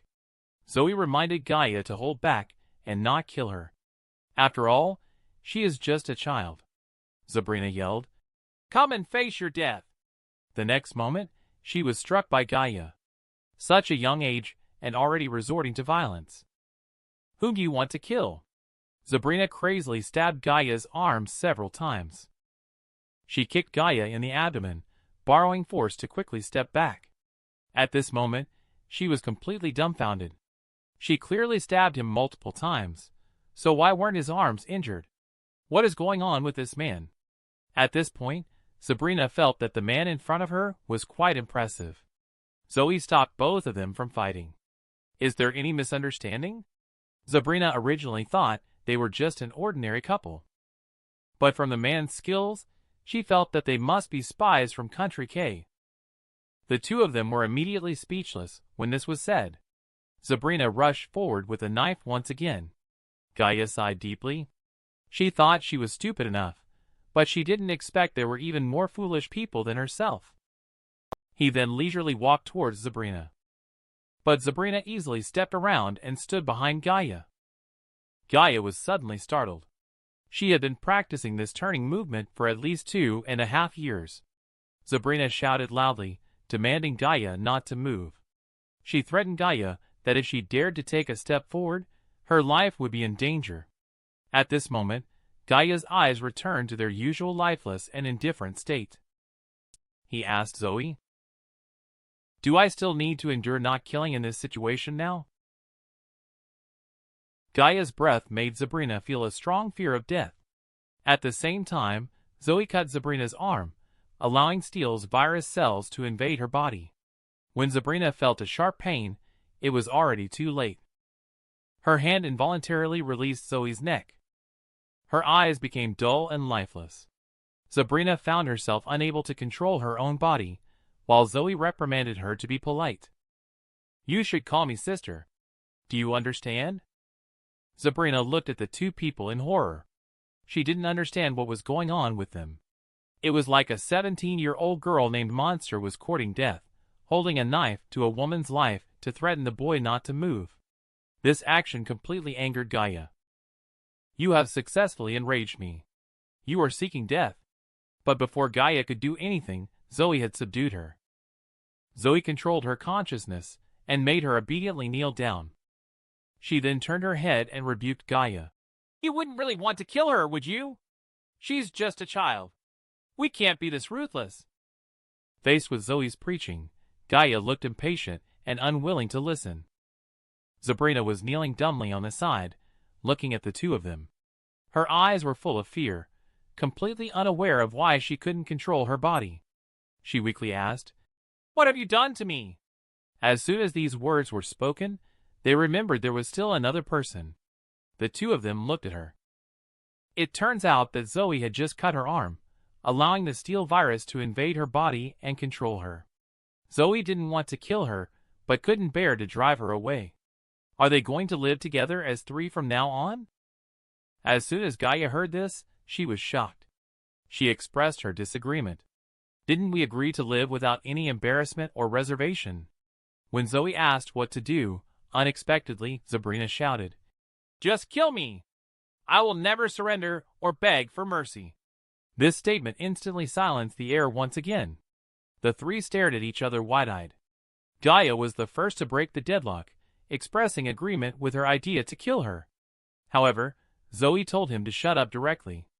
Looking at Sabrina controlled by herself, Zoe sighed that Steele's ability is really useful. She then took a deep breath. She said to Sabrina, "You are very brave. I can just snap my fingers lightly to kill you. So have you made up your mind?" However, Sabrina remains unyielding and refuses to submit to death. Zoe said that when she counts down from 3, she will kill the other party. But just as Zoe was about to start counting down, Sabrina immediately begged for mercy. "Please don't kill me. I'll do whatever you want." Zoe listened to her response. Zoe smiled with relief. Sabrina stared blankly at the woman, feeling her overwhelming kindness. She warmed herself as if she were an angel. Gaia, on the other hand, looked impatient. "What? I thought you were really brave. Turns out you're a coward." And inside prison N15 of Country Inn, the guard reported to the warden. The Sabrina escape case will be taken over by the National Intelligence Agency's Security Department.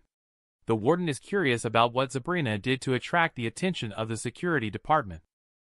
And the three people on the uninhabited island resolved their misunderstandings.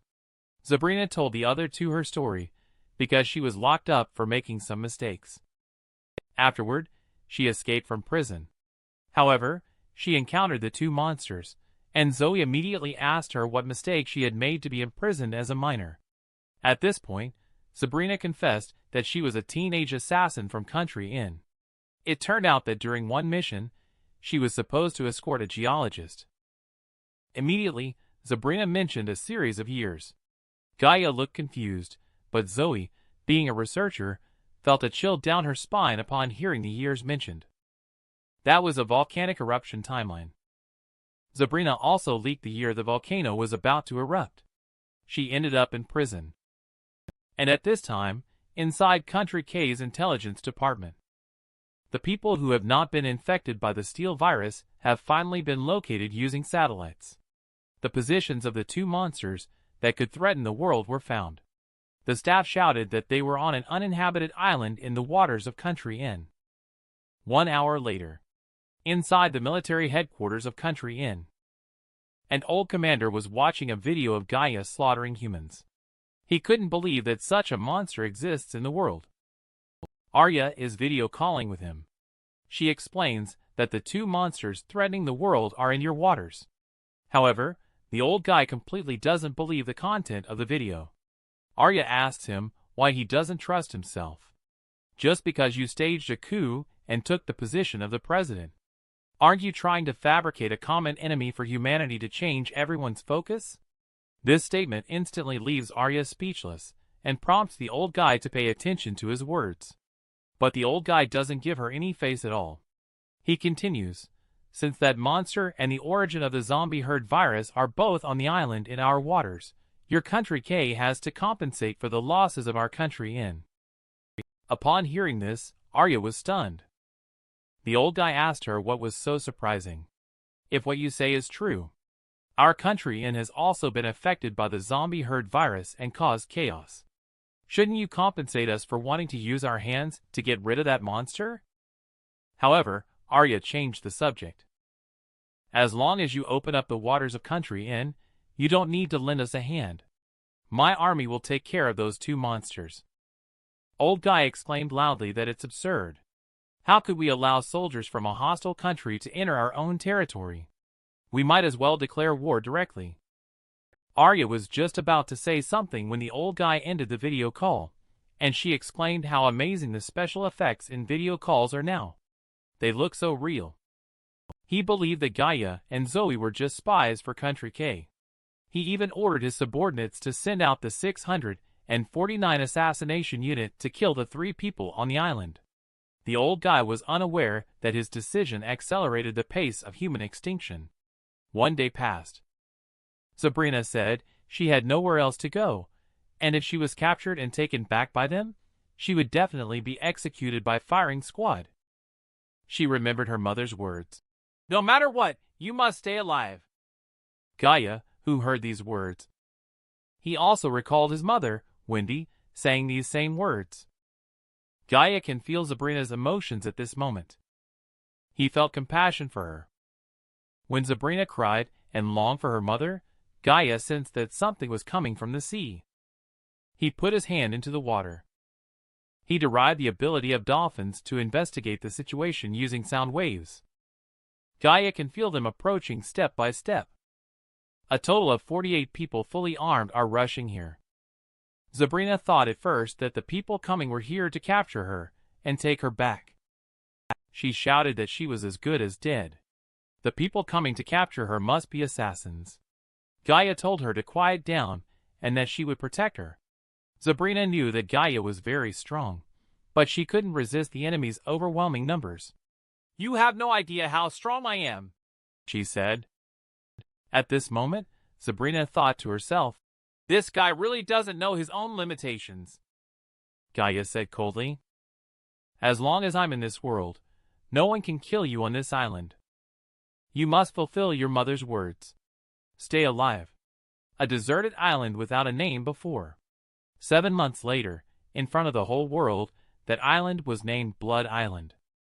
Human beings can survive in this world by nature, but it is their blind self-confidence and arrogance that lead to their downfall. Humans once again push themselves into the abyss of hell. At this moment, Gaia is preparing for a massacre. Zoe, I know you don't like me doing this. But to me, as long as someone I care about is in danger, you know that no one can stop me. Zoe also understood that Gaia was doing this to protect herself and Sabrina, so she nodded to signal Gaia to take action. You are looking for trouble. 6 dinghies were steadily approaching the uninhabited island. The people on the boat, however, witnessed a bizarre scene. They saw Gaia kneeling on one knee caressing the seawater. They thought Gaia was about to surrender. But the next second, the seawater began to roil. The ocean. Move in accordance with my thoughts. Sabrina couldn't believe her eyes as she watched the scene in front of her. She asked Gaia what exactly she had done. How did she do it? Aw, don't you see it yet? It's simple. I just made a few whirlpools in the sea. This way, no ships can reach this island. At this moment, Sabrina finally understood. The man in front of them is not just strong. He also possesses previously unknown human powers, as within the country and military. The old guy commander, unaware of the frontline situation, is leisurely drinking tea. A soldier comes in to report. 649 assassination team mission failed. Only one person left alive. The only surviving soldier is in the medical room. He has been frightened and is now incoherent. He keeps muttering incoherently under his breath. It's true. That person is really the same as in the video. It's like a monster. After he calmed down, the old commander asked him what exactly happened at that time. He thought of the scene back then. The soldier fell deeply into fear once again. He took a long time before saying, "That monster seemed to be able to control the seawater." Listening to this and observing the expression of the soldier, the old commander had to believe that this was reality.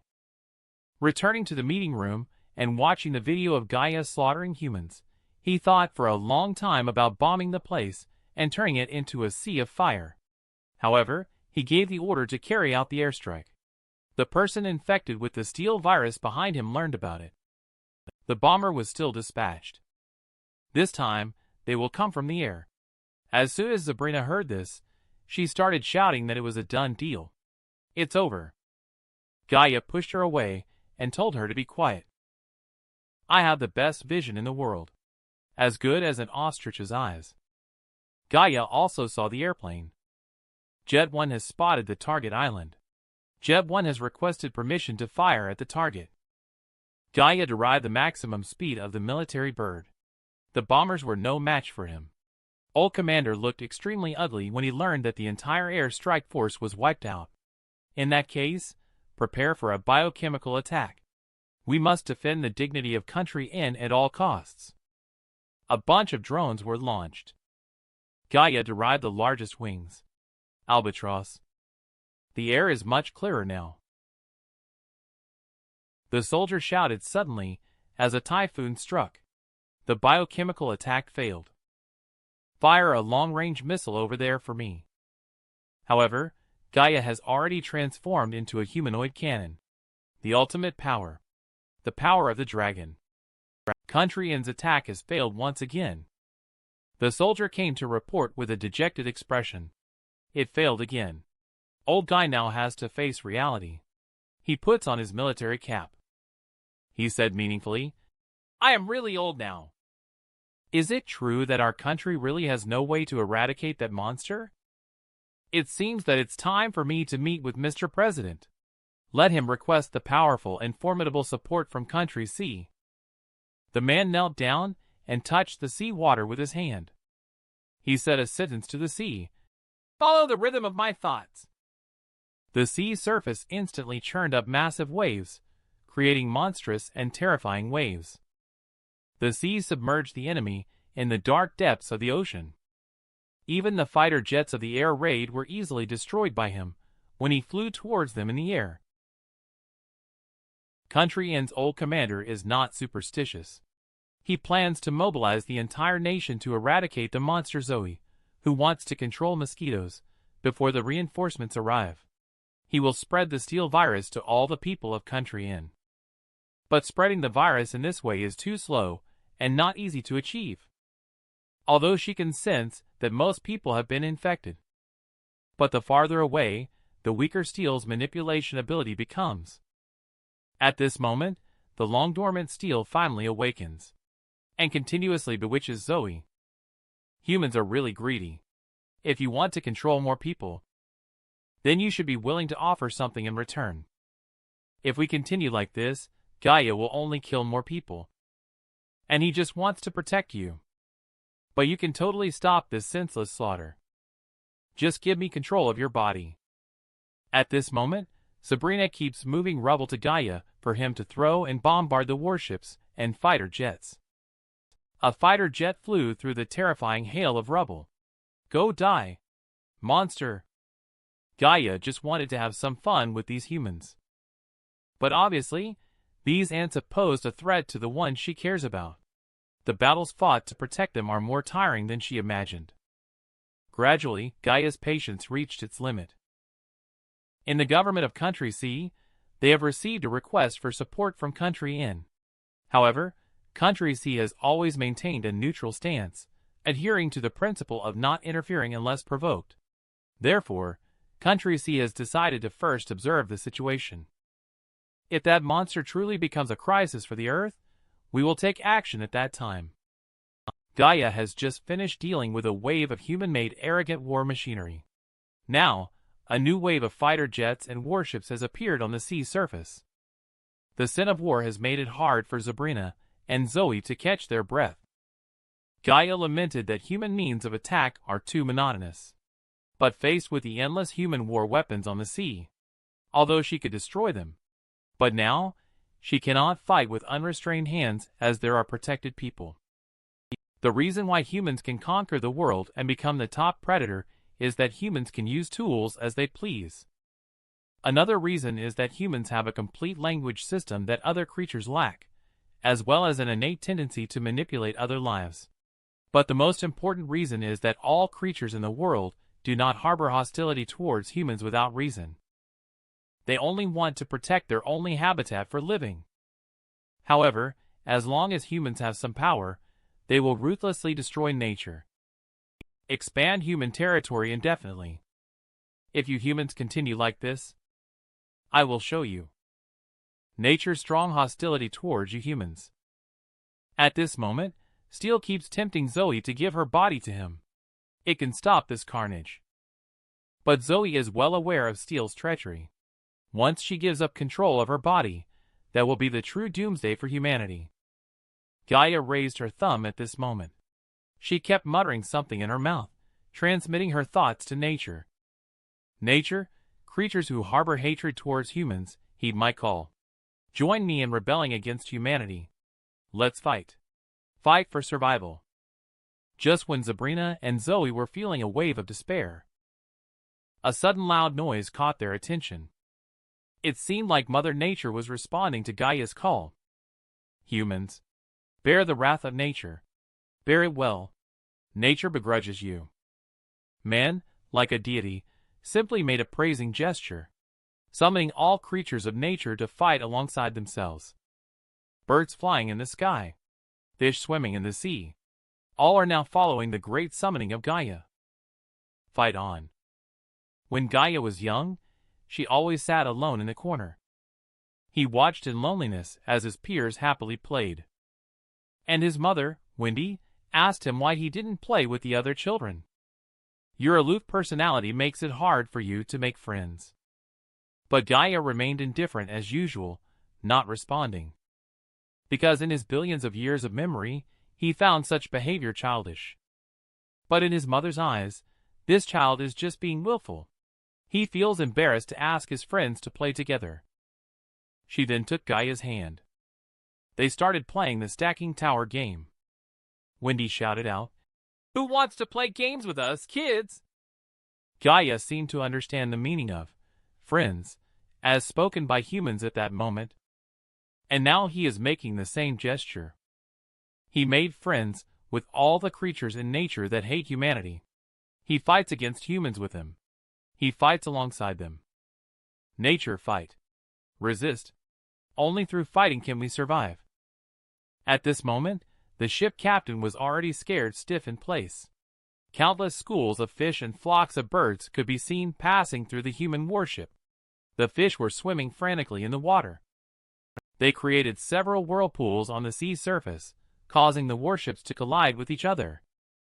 The flock of birds flew straight toward the fighter jets without any sign of flinching. The soldiers were all shouting for help. The birds were all launching suicide attacks, crashing into the fighter jets like missiles. This time Gaia's request was indeed answered by nature. The remaining two people were also scared silly. And why can Gaia make these creatures willing to give their lives to fight for him? The reason is simple. When Gaia communicates its thoughts to nature, it shows them how much suffering other creatures endure under the rule of humans. Birds are in captivity at the hands of humans, losing the freedom to soar in the sky. Sharks lose their fins and end up as delicacies on human plates. What Gaia does is ignite the rage of nature against humans, making all creatures aware. The natural enemies of all things in the world are human beings. And inside the governments of various countries, leaders are watching the live broadcasting screen in front of them. The grim situation is simply unbelievable. At the same time, Country Inn is broadcasting live footage to various regions around the world. On the crowded streets, on the fast-moving subway. This scene once again caused a sensation worldwide, drawing all human attention and discussion back to that monster. On a deserted island, Sabrina looked lifelessly as a missile flew towards her. She doubted if she was in a dream world. In a normal situation, she would have been killed by the explosion already. But the man in front of her actually crushed the missile with his bare hands from a distance. Even the most outrageous action movies wouldn't dare to depict this. Gradually, Sabrina began to accept this absurd reality world. Gaia then raised her right hand high, once again spreading her thoughts throughout nature, within a 500-mile radius in the sky. All the birds once again responded to Gaia's call. Within a range of 500 miles in the deep sea. Listen to my call. At that moment, Gaia suddenly paused. It seems like someone is responding to him in the deep sea. Gaia was very curious about who it was. The next second, he revealed a long-lost smile. So you're still alive, old friend. How come you're here? Aren't you supposed to be in the Nordic region? All right. In that case, you should also contribute your strength. At this moment, a new wave of human attacks struck again. Just as the fleet commander was about to order all forces to open fire, he witnessed a shocking scene. Suddenly, an extremely massive and strange object appeared on the surface of the sea, blocking out the sunlight.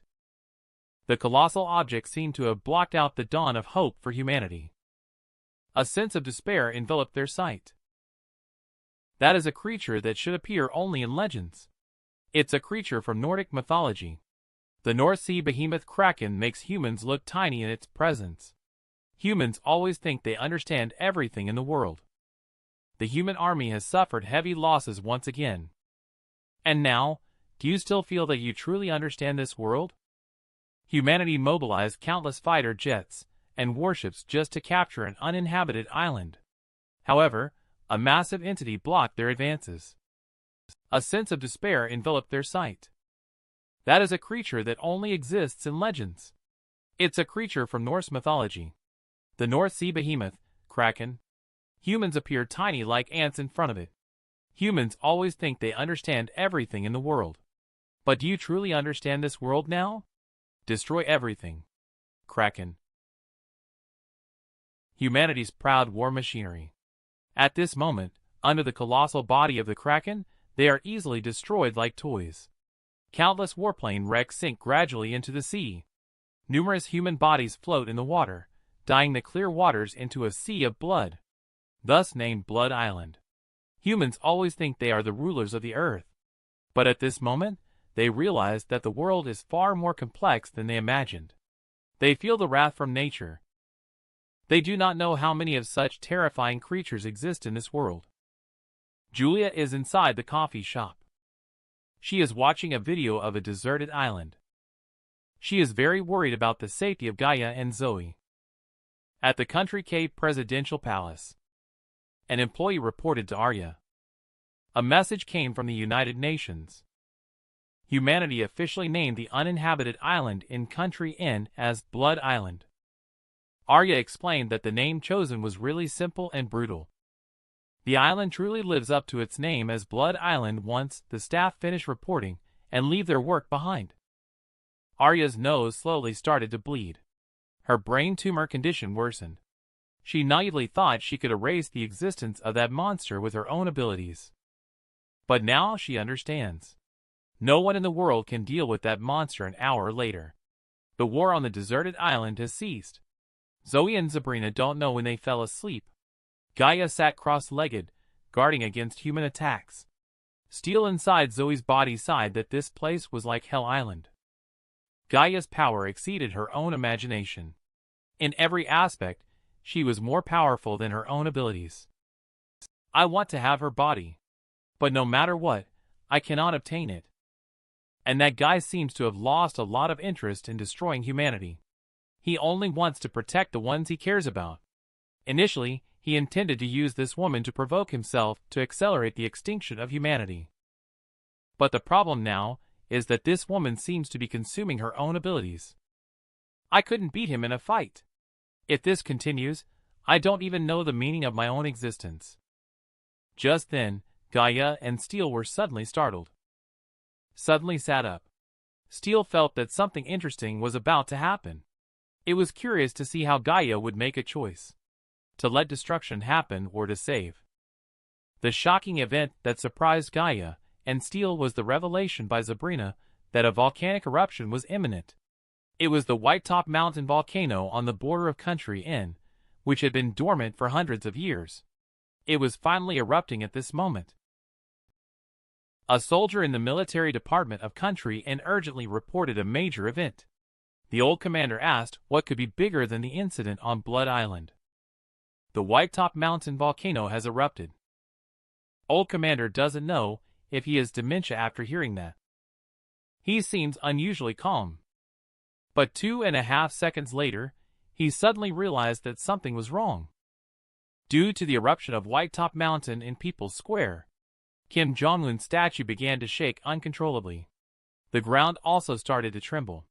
They are about to face a terrifying natural disaster crisis. The dormant White Top Mountain volcano, which has been dormant for hundreds of years, is finally erupting and releasing its pent-up energy. In the bustling subway station, everyone's phone received a message all at once, without prior arrangement. A disaster warning message. An hour later, the disaster had engulfed the capital city of Country K. The earth began to crack, and dark volcanic ash covered the sky. The whole city gradually fell into darkness. Before this, the capital city mayor held an emergency meeting at the city hall. Experts explained that natural disasters such as earthquakes and tsunamis caused by the volcanic eruption have resulted in the land of Country Inn turning into scorched earth. The disaster has also affected our village, with estimated losses amounting to about 5 trillion coins. But the biggest problem right now is the volcanic ash. The expert pointed out that the volcanic ash will cause heavy casualties in the areas of Two River, South Road, and North Road in Country Inn. Immediately, the expert conducted scientific calculations and concluded that the volcanic ash will spread to Country J along with the wind direction. Unfortunately, recently there was a change in the wind direction for reasons unknown. Arya immediately realized that it was because before the attack by Country Inn using biochemical weapons on Blood Island, the monster used an unknown power to change the direction of the wind. The expert continued to explain that due to the change in the wind direction, volcanic ash will spread and drift like this all the way to the capital city of Country K. The audience was shocked beyond belief when this statement was made. Arya did not expect the situation to be so severe. Even the place where she was located was on the path of spreading volcanic ash. It looks like Country K is done for this time. A few hours later on Blood Island, Zoe, who had just woken up, suddenly jolted awake. After a moment of confusion, she looked at the bright moonlight and asked Gaia if the human attack was over. He said yes, it was over. Upon hearing this, Zoe heaved a sigh of relief. Finally, it's over. But then she suddenly had a splitting headache. She found out through Steel's manipulation ability. A series of natural disasters triggered by the eruption of White Top Mountain almost wiped out the entire Country Inn. Countless people perished in this disaster. Watching the sleeping Sabrina Zoe, she did not know how to tell her that their village was facing a catastrophe. She closed her eyes again to survey the situation in Country and using her manipulation ability. She couldn't believe that just one volcanic eruption could almost destroy the entire Country Inn. Suddenly, she abruptly opened her eyes. She yelled out that it's not good and that they needed to leave here. The volcanic ash is spreading towards our direction. It's not possible. It won't spread here. Its target is the Country K capital city. Upon hearing this, Zoe was momentarily unresponsive. But the next second, she was extremely shocked. Because there is an important person there, Julia. It would be very dangerous for her if she continues like this. Just as Zoe was about to ask Gaia if she would go save her, a massive figure blocked the moonlight. It was the North Sea behemoth Kraken surfacing from the water. Gaia looked at this huge old friend and took steps into the sea. In countless lifetimes, I have spent a long time with you. I miss you a lot. I am also looking forward to our next meeting. In the end, the two of them said a brief farewell. My old friend. But now you have to leave here. Because this sea area is not where you should stay. At this moment, the Kraken let out a loud roar. It seems to be asking Gaia about her next plan. I'm going to save a friend. Zoe looked at Gaia in disbelief as he uttered the words save and friend. Although this was not the first time she had heard him say such things. But this time was different from the past. Language. It reveals a person's values. In this moment, Zoe felt that Gaia was living as a human being. It seemed to have genuine human emotions. And at this time, Sabrina groggily woke up. She saw a huge monster in her blurry vision and suddenly woke up screaming. What a big octopus! Gaia looked at her as if she were an idiot and asked if she was still half asleep. After a moment of confusion, Sabrina remembered that the octopus was blocking the human attack. Gaia then explained about the eruption of White Top Mountain and the need to go to Capital City to save Julia, shocking Sabrina upon hearing about the volcanic eruption. Although she knew the volcano was about to erupt, she didn't expect it to happen so soon. Sabrina, surprised, asked Gaia how they could save people from a natural disaster. However, the next moment, she realized that anything was possible for this guy. Sabrina asked how they could get to Capital City, and Gaia told her to watch closely. Gaia then used the force of nature to make the sea surface agitated, but it quickly returned to calm. Gaia was suddenly puzzled, not knowing what was happening. Sabrina asked him what he was doing. At this time, Steel also noticed something unusual. Then Gaia raised his left hand wanting to call upon the power of the wind, but the sky remained calm. What's going on here? My power seemed to be slowly disappearing. This situation left Gaia at a loss. The boy possesses unique abilities of all living beings. With a gentle punch, he can shatter an adult. And he can manipulate the force of nature. My purpose in existence is to bring destruction to humanity. And now he has betrayed his original intentions. He wants to save a human friend. But unfortunately, at this moment, his abilities are gradually declining. Steel noticed something unusual about Gaia on the side. Zoe asked if he had been over-fatigued recently and unable to use superpowers. But the next second, she knelt on the ground with a splitting headache. It felt like her head was about to explode. That was Steel inside Zoe acting out. Facing Gaia temporarily losing his abilities, it understood that the person who could threaten itself was no longer there. It meant that its chance to fight back had come. Steel tried his best to devour Zoe's consciousness. As Zoe is about to lose consciousness, she weakly utters, "Quickly escape." Her eyes turn red. In the end, Zoe's consciousness was almost completely eroded by Steel. It's taken over control of her body as well. You parasite. Gaia hadn't finished speaking when she was struck in the head by Sabrina's flying kick.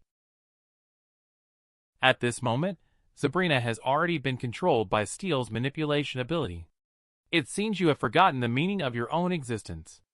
Like me, you are originally a judge of mankind. Originally meant to punish all pests on Earth, which are humans, but it seems you have been abandoned by that mysterious power. And now you are just like an ordinary person. I do not need to look to you for approval anymore. Steel ordered Sabrina to attack Gaia as soon as he finished speaking. Gaia derives inspiration from a cat's eyes. He avoided Sabrina's attack with agility. Just as Gaia was about to counterattack, his organism ability derivation began to fail. Then he took a punch from Sabrina head-on. The invincible Gaia was now unable to even defeat a little girl. You've really disappointed me. In other words, you are completely useless now. So please go and die. As soon as the words fell, a huge figure blocked the moonlight. The Kraken, since Gaia's life was threatened, emerged from the water with a roar. Overconfident Steel completely forgot about Gaia's octopus friend by his side. Looks like I'm going to be smashed into pieces this time. Stop. Steel asked Gaia if he wouldn't regret this. Thanks to you, I, Sabrina, and Zoe were able to survive. Steel then changed his focus. Let Gaia be the human. Watch closely how I will step by step annihilate the humans. Time has flown by, and it is already morning. Sabrina has regained her self-awareness. She can't remember anything that happened last night at all. She looked around everywhere for Zoe's figure. She curiously asked Gaia where Zoe had gone. She left. Gaia doesn't understand why her abilities disappeared. He recalled Steel's words. Gaia didn't know if she had truly forgotten the meaning of her existence. But one thing is certain. She still hates humans. But the people she wants to protect. They are also human. Gaia doesn't understand what has happened to herself. Just as Gaia was in distress, a human body floated to the shore. The body's rotting stench made Gaia nauseous and vomit uncontrollably. After vomiting, Gaia noticed aircraft in the sky. His pupils shrank instantly. He knew he would definitely die if he was attacked now. He quickly turned around and shouted to run. The human attack came again. But Sabrina remained unfazed. And make him calm down. It's just a human surveillance drone. It won't attack. Gaia, who had calmed down, took a deep breath. He found that his way of looking at things had changed. That familiar sense of fear. Danger seems to lurk everywhere. He feels like prey in the eyes of others. The sensation of being stalked by a predator hidden in the shadows. At this moment, Sabrina asked him what he planned to do in the future. But Gaia also didn't know what to do next. I have already lost my abilities. What else can I do? Sabrina does not understand what is happening with Gaia, but she feels that the man in front of her is behaving very much like an unreliable human. Although the enemy has stopped attacking. But they will attack again someday. There is only a dead end beside him. But Sabrina recalled the scene where Gaia had protected her before. She made a decision. She angrily grabbed Gaia's collar and scolded. You useless piece of trash, pull yourself together. Aren't you still aiming to save your friend? Even if you lose your superpowers, if you don't try, how will you know the result? Didn't you say that you made a promise to protect Zoe for a lifetime? Sabrina's string of curses gradually woke Gaia up. At this time, a pile of feces hit Sabrina on the head, interrupting her cursing. She touched her head and looked up at the sky, realizing it was a pile of bird droppings. At this moment, a group of seagulls kept circling above them. At this moment, Gaia finally realized that she had not lost everything. Even if he has lost everything, I still have friends in nature. Country K is about to be destroyed at this moment. Before that, an earthquake triggered by the eruption of the White Top Mountain volcano. The capital city of Country K, located 500 kilometers away, was also affected by weak tremors. The disaster did not end after the earthquake. Dark volcanic ash covered the sky over the entire Country K. Inside a coffee shop, Julia listened to social news broadcasts, reminding citizens to stay at home and not go out. If they must go out, they must wear gas masks or face masks. Julia looked at the sky outside. Sadness filled her eyes. She wondered when the world would return to its former peace. Even in such dire circumstances, countless citizens of Country K were insulting around the President Palace. They shouted slogans to oppose Arya's violent autocratic rule and demanded her resignation. Arya in the mansion looked at the group of citizens who opposed her. She sighed. What a group of reckless people! Arya asked her subordinates. Gaia asked if the monster was still bravely resisting on Blood Island. Just then, the door suddenly burst open and someone rushed in. My subordinates' eyes glowed red as their body stiffened and was controlled. I will answer your question for him. Gaia is no longer on Blood Island. He is on his way over here. However, he is not able to stir up any trouble at the moment. Arya's pupils revealed a look of fear upon seeing the newcomer. She didn't know how Zoe ended up here. More precisely, it was Steel. Steel completely ignored her look of surprise, swaggering towards the highest point of power in Country K. She sat in the president's seat, savoring the feeling of power. The plan to exterminate the monkey begins here. Arya, I want you to be my puppet. An hour later, the world's largest country decision-making organization immediately convened a world emergency meeting of countries. A total of 197 countries participated. The content of this meeting is the recent appearance of unknown ancient creatures on Blood Island and volcanic eruption. The monster man Gaia with unknown abilities, as well as a statement declared by Arya to all countries around the world not long ago. Country K will use military means to cooperate with Country N to take over their country in order to achieve the unification of Country N and Country K. She also announced that Country K would withdraw from the United Nations organization and other events to hold decision-making meetings once Arya launches a war against Country N. As the neighbor of Country N, Country R, as well as the most powerful country in the world, Country C, will definitely not stand idly by. Once Country K initiates a war, the world will be in a highly tense state. It may lead to a world war. People at the meeting are discussing one after another. How dare such a small country like Country K act so arrogantly? Is there support from Country A behind the scenes? Some people suspect the high-level officials of Country K. Are they all being controlled by the Steel zombie herd virus? Then someone immediately agreed with his idea. There might be someone among us who is being controlled by Steel. As soon as these words were spoken, people began to discuss and speculate, suspecting each other of being controlled.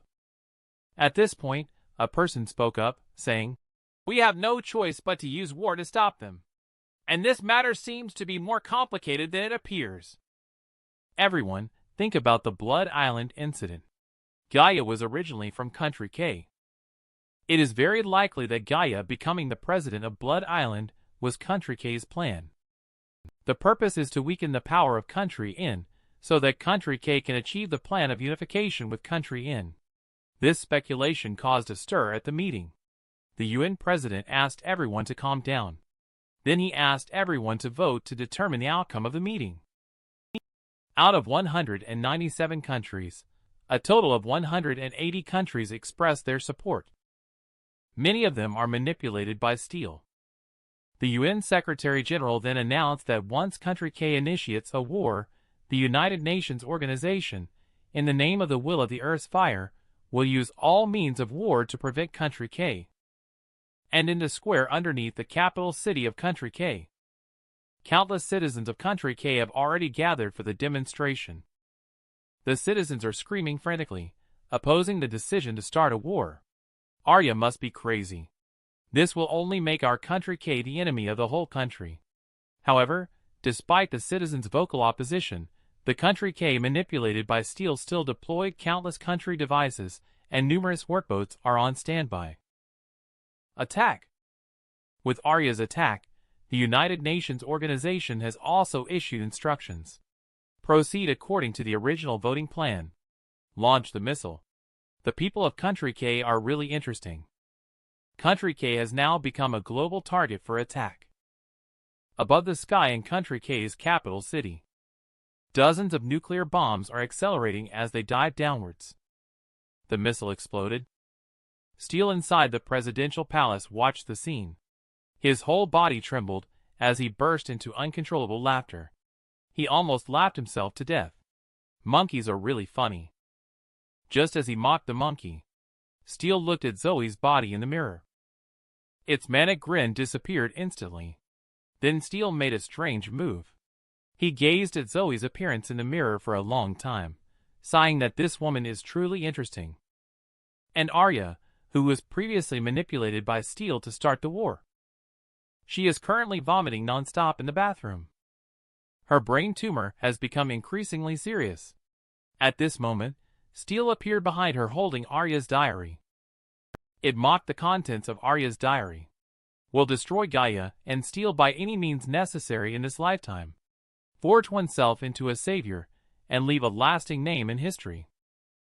Steele sighed, remarking that she was daydreaming.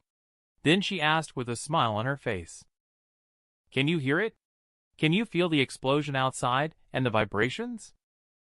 And so, the moment when the death of the monkey began. Faced with the monster Arya in front of him, he was already terrified to the extreme. Steele then caressed her head to calm her mood. Savior, you can't do it anymore. Now everyone in the world believes that you are the culprit who triggered the world war. But you don't have to be afraid. No one will remember this. Because all the monkeys in the world will perish. After a round of missile bombardment, the city is full of wounds. The ruins are filled with monkey remains. The miraculous surviving child's crying echoed throughout the sky. The smell of exploding gunpowder and the scent of desperation enveloped the whole city. The radio in Julia's coffee shop continued to broadcast bombing alerts. Please evacuate quickly or hide in underground parking lots and air raid shelters. Julia couldn't remember when. She felt like she was living in a nightmare world every day. She has completely lost touch with reality in this desperate atmosphere. Julia seems to have no hope for survival. Perhaps this is her fate. At this moment, an off-road vehicle stopped in front of the coffee shop. Julia was very curious about who it was. This should be the next explosion site. Shouldn't everyone be evacuating hurriedly now? Wilson and Julia's arm sensed a familiar scent approaching. Julia followed Wilson's gaze. She was so shocked that she couldn't close her mouth. Don't forget to hit the like button and subscribe to my YouTube channel in front of the screen. Countless flocks of birds are flying in the air. Just put me down here. Gaia landed in this way. Indeed, Gaia's entrance to save the day is always so cool. However, he is now incapable, but insists on doing so. He fell to the ground. Julia thought it was the appearance of an angel. Wilson jumps out of Julia's arms at this moment. It rushes straight towards Gaia's side. Gaia assures Wilson not to worry and indicates that she is fine. Julia, who has come to her senses, asks Gaia if everything is all right. The off-road vehicle outside impatiently honked the horn. It turns out Sabrina was in the car. Gaia, rubbing her slightly sore head, stood up and said, Julia, let's go together. I'm here to save you. Men can summon all living beings to fight for themselves. In a city filled with the scent of death and despair, Julia has lost hope of living on. However, a figure dispelled her inner despair. That man illuminated the path of hope like an angel. But such a handsome and explosive entrance comes at a cost. He fell to the ground. 2.5 seconds later, Gaia got up as if nothing had happened, saying, Let's go, Julia. I'm here to save you.